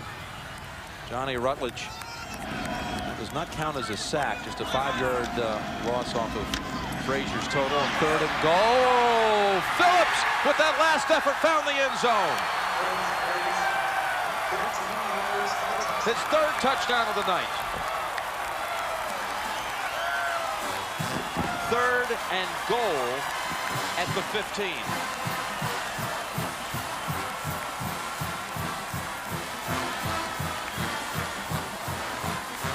If it's not Tommy Frazier, it's Lawrence Phillips up the middle.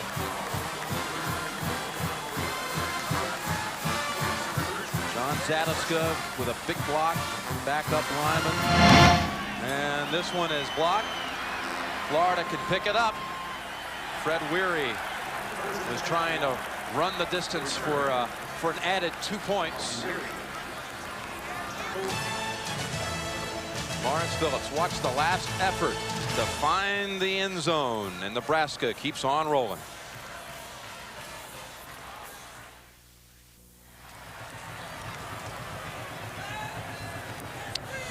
Well, Terry, what was that comment about what plays does Florida have to rush with tonight? Well, the offensive line coach said he didn't like many of the running plays against this Nebraska defense, and you can't blame them. They're the second best against the rush in the entire country.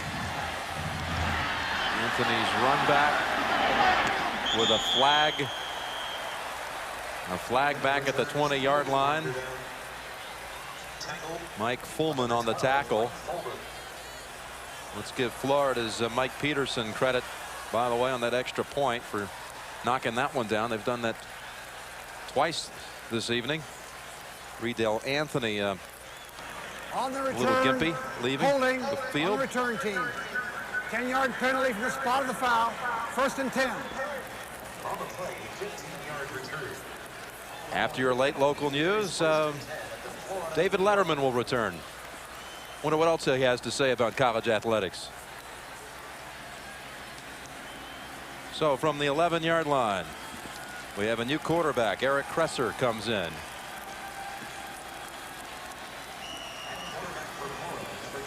Twelve touchdowns, 2 interceptions. He got a start this year, Terry, against Northern Illinois. And all he did in his one start was throw 6 touchdowns, a school record. What do you have to do to be a starter at the quarterback position in Florida?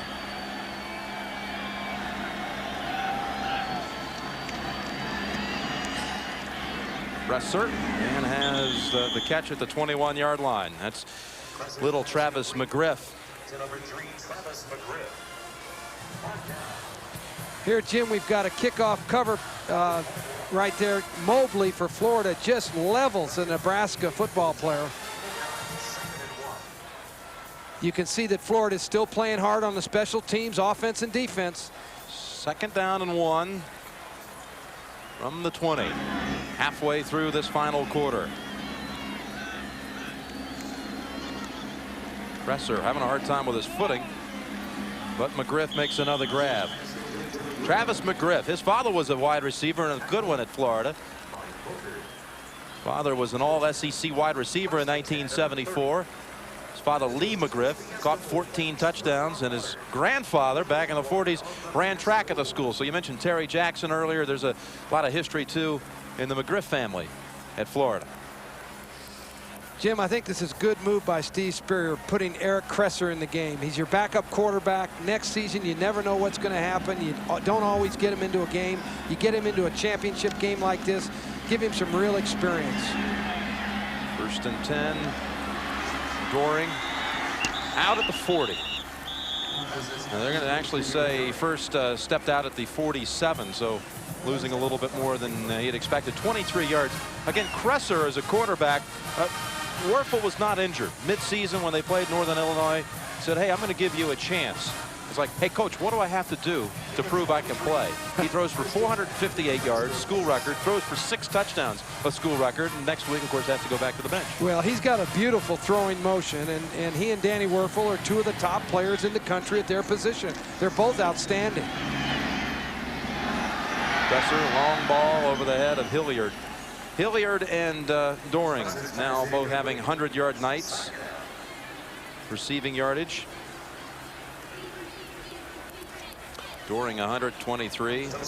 Hilliard 100 plus a touchdown. Starting backfield of Makovica and Phillips.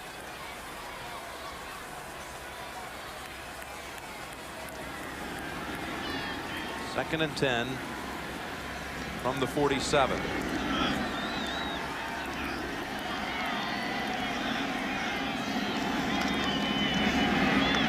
Kresser. He also took a little hit, low hit, as he was trying to find a target across the middle.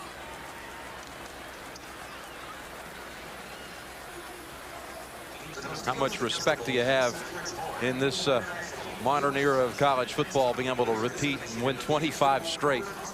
Well, Jim, I went and watched Nebraska practice And I had competed against Nebraska for 6 years, and I was so impressed with that football program. It's a program.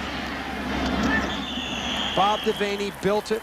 Tom Osborne was a part of that building process. He enhanced it, and it's the strongest, most powerful program in the country today.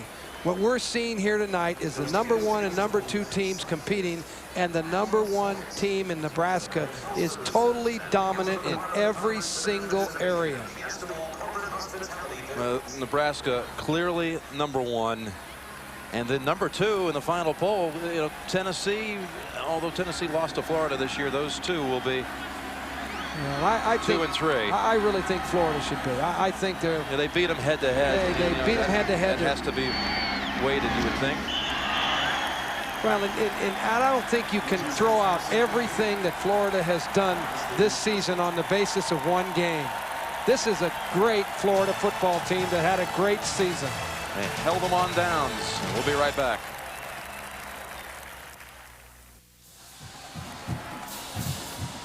Just 6:45 remaining. The aerial pictures for the Tostitos Fiesta Bowl provided by News Hawk 5 helicopter, KPHO in Phoenix.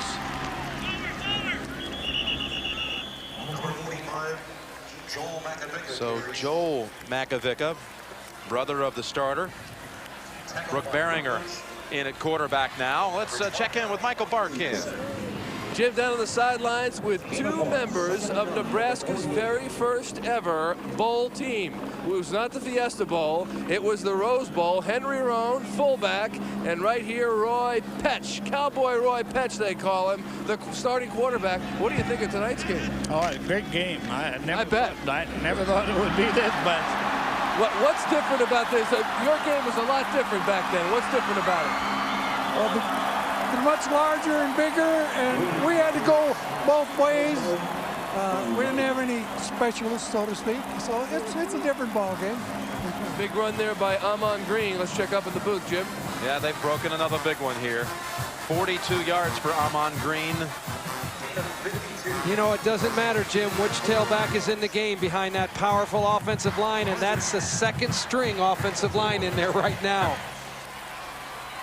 Matt Verzel gave him a big block. It's first and goal from the 10. Brooke Beringer into the line for about 5.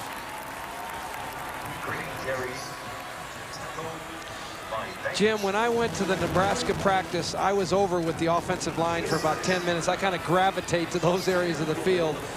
And honestly, Nebraska was 3 deep.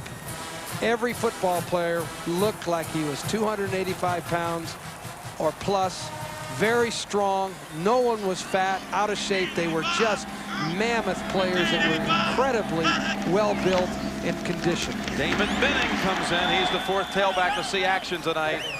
Just a few inches shy of the goal line. Tico Brown makes the hit. Damon Benning also got a chance to start this year. We gave you the rotation with Phillips opening the start of the season, then Childs in 1 game before he went out with a knee, got his 100 yards. Benning came in against Pacific, rushed for 173 yards, 3 touchdowns before he went out with an ankle, and that's when it opened the door at last for the freshman Amon Green, who took it for 1,000 yards the rest of the way during the season. They just keep bringing the tailbacks at you. I'm telling you. Beringer, touchdown.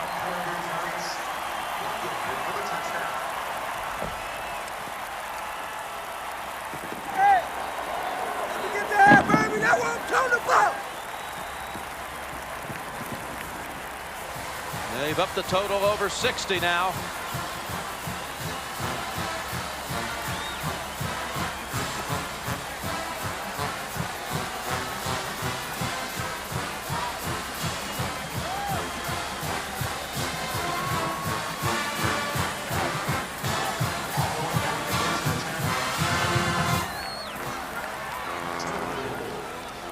Extra point by Ted Ratzliff. From Waverly, Nebraska, he boots it through. 62-18. All right, Terry. you were a little nervous about those tiebreaker rules. You want to go over them right now, or is it not necessary? Oh, Jim, never in my wildest dreams would I have thought. Anthony keeps. Anthony breaking it free. Riddell Anthony down the sideline. He ran one back against Auburn. He's got one tonight against Nebraska. 92 yards. What's great about that, Jim, is it shows you the spirit of college football. You just keep competing. Some days it's your days, some days it's not. But if you just keep competing, you have a chance to keep your pride and feel good about yourself. You thought I was kidding about the tiebreaker? Here they come. Well, they faked that a few times tonight on the kick, and Anthony able to get past Chris Brown. I love it when players just keep fighting and keep competing. I'll tell you, Steve Spurrier does too. Never in his wildest dreams did he ever envision Nebraska putting 62 points on him.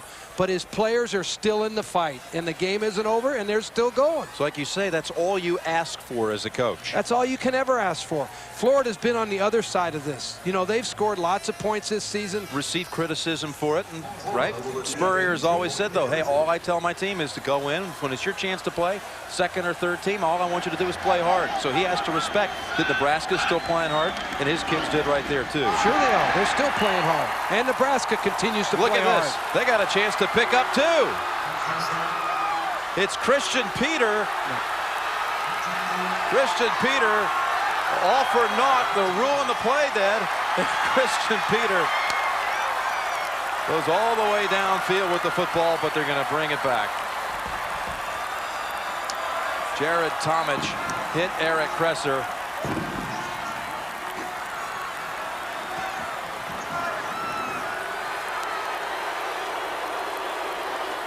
So the Nebraska fans who remain unhappy. Well, that looked like a pretty clean fumble, but just put the 6 up for Florida.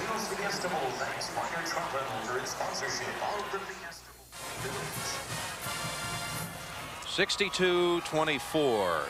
Riddell Anthony, 92-yard kickoff return for a touchdown. Failed to complete the 2-point try. Looked like a pure fumble, but the quarterback was down, the Kresser was down, and here Tim Carpenter was rambling with the football for a moment. I've got a few bowl records coming in from Nebraska. Individual rushing record had been held by Mike Rozier of 147 yards, blown out tonight by Tommy Frazier. And also Phillips has broken that mark also. Frazier's number's 199. He had a 5-yard loss on his last carry, took him out of the 200 range. Wow.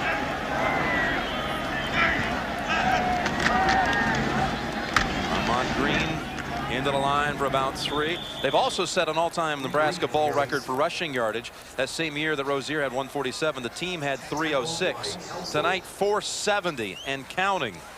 Above their season average. 70 yards above their season average. Most yards ever total offense for Nebraska in a bowl game, 575. Most points in a bowl game by Nebraska, bettering their 1969 Sun Bowl total of 45 with 62 points. Clinton Childs getting the handoff to the 49-yard line. You know, a year or two, Tom Osborne changed his preparation for bowl games. They had had a losing streak that was going on. He came back and said, you know, sometimes we don't have the timing that you need on the option play to play well in bowl games. So they started practicing sooner after their last game. As an example, this year they played Oklahoma. 4 days later they went to the practice field and started working for this game. He believed, that the Nebraska coaching staff believed, that it really kept the timing for the option and for their offense in sync. And sure enough, tonight they put it over 60 points on the board. I think they're in sync. I think they're having their timing. They've thrown everything but the kitchen sink, you know, as they say. Joe Makovica ran at that time. Yeah, they had lost 7 straight bowl games. Well, you know, before last year. Well, you know, bowl games, they're hard to win. You're always playing a good team. It's, you know, a streak that ended at last year. Now they're about to win a 2nd straight national championship. 4th and a yard to go. Armand Green reaching for it. And he's going to have enough for the first down. Tackle by Jackson and Weary.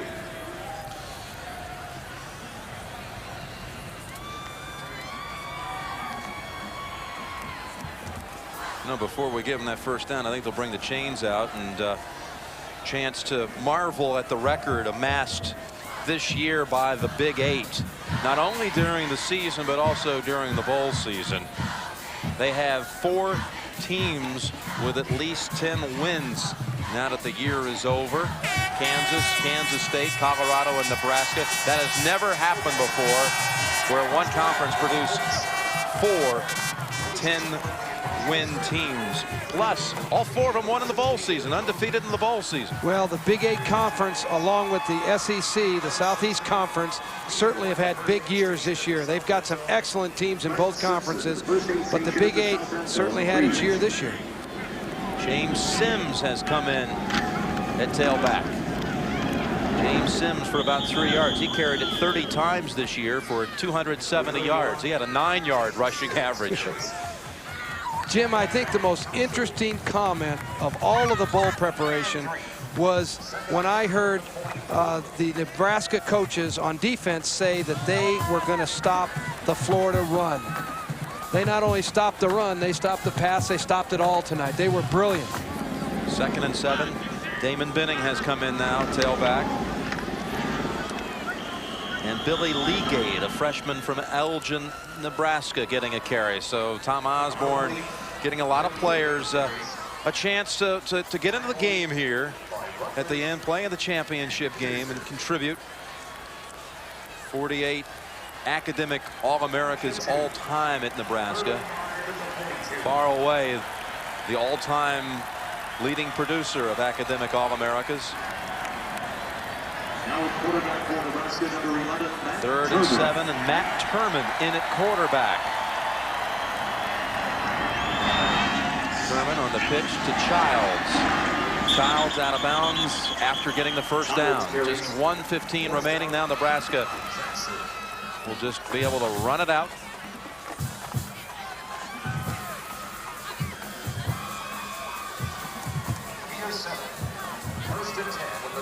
This one will sting for a long time, but when they get back to playing football next fall, Steve Spurrier's team might be preseason number 1. Right? I think they will be.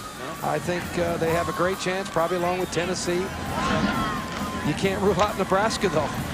I don't know how you don't pick them again. They got to replace, obviously, Tommy Frazier, but once they do that, they're going to just keep right on rolling. And we've seen 2nd and 3rd teamers tonight, even when the game was still on the line, contributing. Well, I think Florida's had a great year, and I know this game hurts, and the Florida players go through a period of time here, but they're going to remember a lot of the good times they had, and this will pass. It always does in football. 2nd down and 8. And Nebraska's James Sims out into the secondary. Look out. Look out. Sims stopped at the 1. 32-yard run.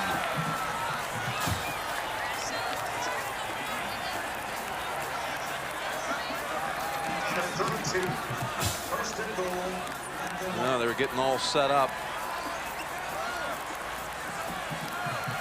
They know better than to try to do that on Tom Osborne, right? They got one of the assistant coaches. Those guys are smart. 629 yards total offense. Any questions? No, they're going to go for the coach. They got him after all. He doesn't mind. Not now. Come on, Tom. Go ahead, crack a smile. You have won a 2nd straight national championship. 25 straight wins for the Cornhuskers.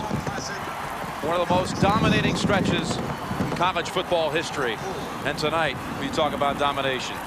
In a championship game, in a big game, you don't see it to this degree very often. We may have seen one of the best teams in the history of college football tonight, Jim.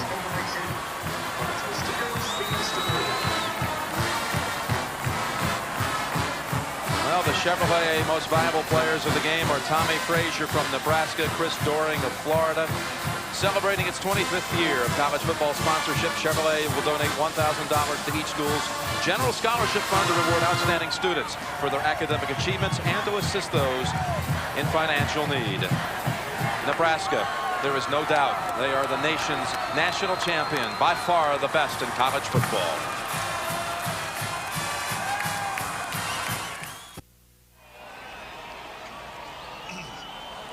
The only mystery now is whether or not, after scoring 62 points and winning his second national championship, Tom Osborne can crack a smile for us here.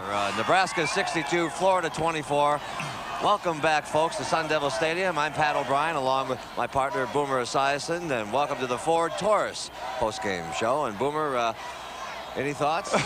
Well, you know, if you're a Florida Gator, you realize how humbling and how humiliating this game can be. And certainly as an active player right now, I sympathize with their players and, of course, their coaching staff. On the other side, you realize how exhilarating and how exciting a national championship can be. And congratulations to Tommy Frazier on what was a pinnacle playing game for his final game as a Nebraska Cornhusker. And Terry Donahue said that they were playing a program tonight, and all the fans of that program are waiting now for the trophy presentation. And let's go down to Michelle Tafoya. Michelle? All right, Pat, I am joined by the president of the Tostitos Fiesta Bowl, Perd Thomas, who is ready with the Tostitos Fiesta Bowl National Championship Trophy to present to Nebraska head coach Tom Osborne. Perd? On behalf of our 2,500 volunteers, I want to thank and compliment our partners, Tostitos, Frito-Lay Corporation, and CBS Sports. They're absolutely the best. And it's my privilege to present the Tostitos Fiesta Bowl winning trophy to Coach Tom Osborne in Nebraska.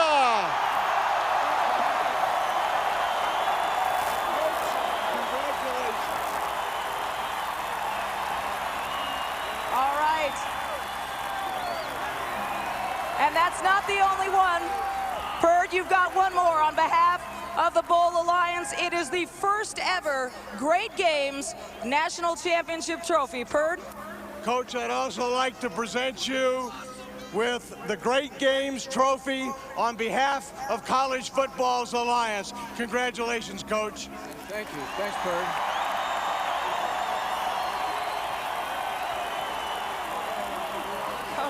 Coach. A little too heavy, huh? Back-to-back national championships. Try to describe the emotion right now.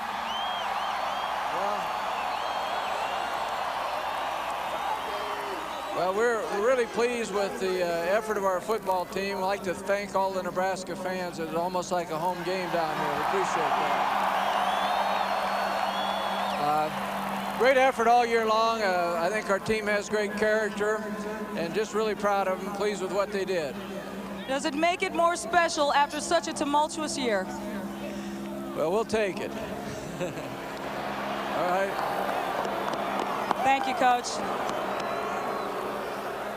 Let's bring up Tommy Frazier. Congratulations. Thank you. An outstanding performance. You ran the option to almost perfection. Well, that's something that we worked on all week. We knew that if we just blocked it right, then it's going to be effective for us. We came out and just ran it. We made great plays from it. I can't imagine a better way to end your career at Nebraska. Well, I had a great career at Nebraska, and there's no better way to end it. I want to thank all the fans for all the support, and I want to thank my teammates. And for most important, I want to thank the Lord Jesus Christ above, because without him, I wouldn't be able to accomplish anything that I have.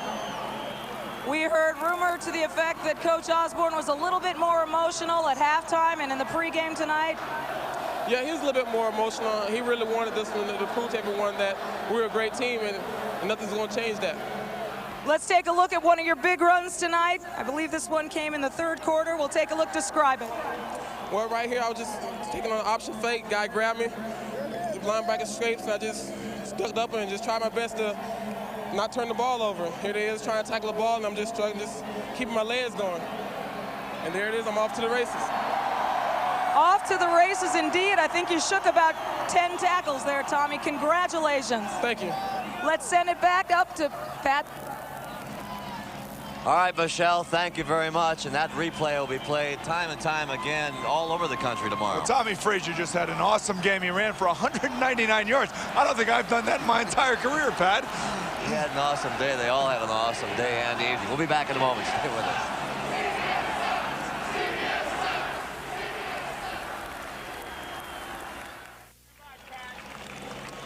Nebraska football team here on the Ford Taurus postgame show, still on the field at Sun Devil Stadium, resting on their laurels, which they will for some time, Boomer Esiason. And Nebraska wins 62-24, of course. And the interview that Steve Spurrier did not want to do is the following one right here with Michael Barkin. Michael. Oh, absolutely, Pat. Coach Spurrier, when did you see it all just start to fall apart? Because early, it was looking pretty good. Mike, even though we had 10-6 there at one point, that was a difficult 10 points. We were barely getting the passes off. I mean, Nebraska's just way better than us. That's all you can say. They just clobbered us. They outcoached us, outplayed us, and they really play hard. I'm really impressed with their team, by far the best team we've played, I think, in the 6 years I've been at Florida. You knew about their offense. They were top ranked, but what about their defense? Well, we knew it was going to be tough to run on them, and maybe we should have tried some more, but we got smashed up front. That's all you can say, and we couldn't tackle their guys very well. Tommy Frazier made us look like we weren't trying at times. But if we're ever going to beat a team like Nebraska, we got to be as strong as they are, maybe, and come to the ballpark ready to play. You got to credit Coach Osborne and his staff for really getting those guys to play hard every play. I got to ask what your thinking was, and I'm sure you'll be second-guessed in Gainesville. You're on your own goal line. You got 5 wides, and they get the safety on Danny, and that really opened the floodgates for him. What was your thinking there? My thinking was that was a good play. They only got 2. If we punt out of our end zone, they're going to get on the 30-yard line or something like that. So we got some protections messed up. There's no question about it. We were out of sync, but still, even when we had a bunch of guys in there blocking, it wasn't quite good enough. All right, tough one, Coach. Pat, we'll send it back to you. Are you telling me that 2 points is what caused us to lose? No. That's Class act. Coming up on CBS, your late local news, and then the Late Show with David Letterman, who was great at halftime, and then the Late Show with Tom Snyder. We'll be back here with a comment and a goodbye after this.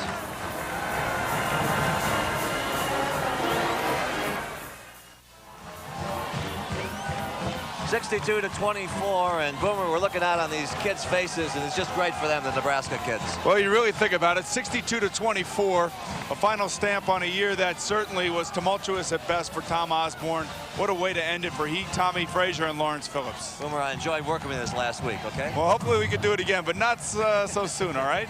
Did a great job, thank you. Well, for Jim Nance, Terry Donahue, Michelle Tafoya, Michael Barkin, and of course, my partner, Boomer Esiason, I'm Pat O'Brien saying so long from Tempe, Arizona. Everybody have a happy new year, and so long, everybody. Catch football legend Art Donovan, friends Lisa Kudrow, and the music of Blues Traveler all on tonight's Late Show with David Letterman. First, your local news.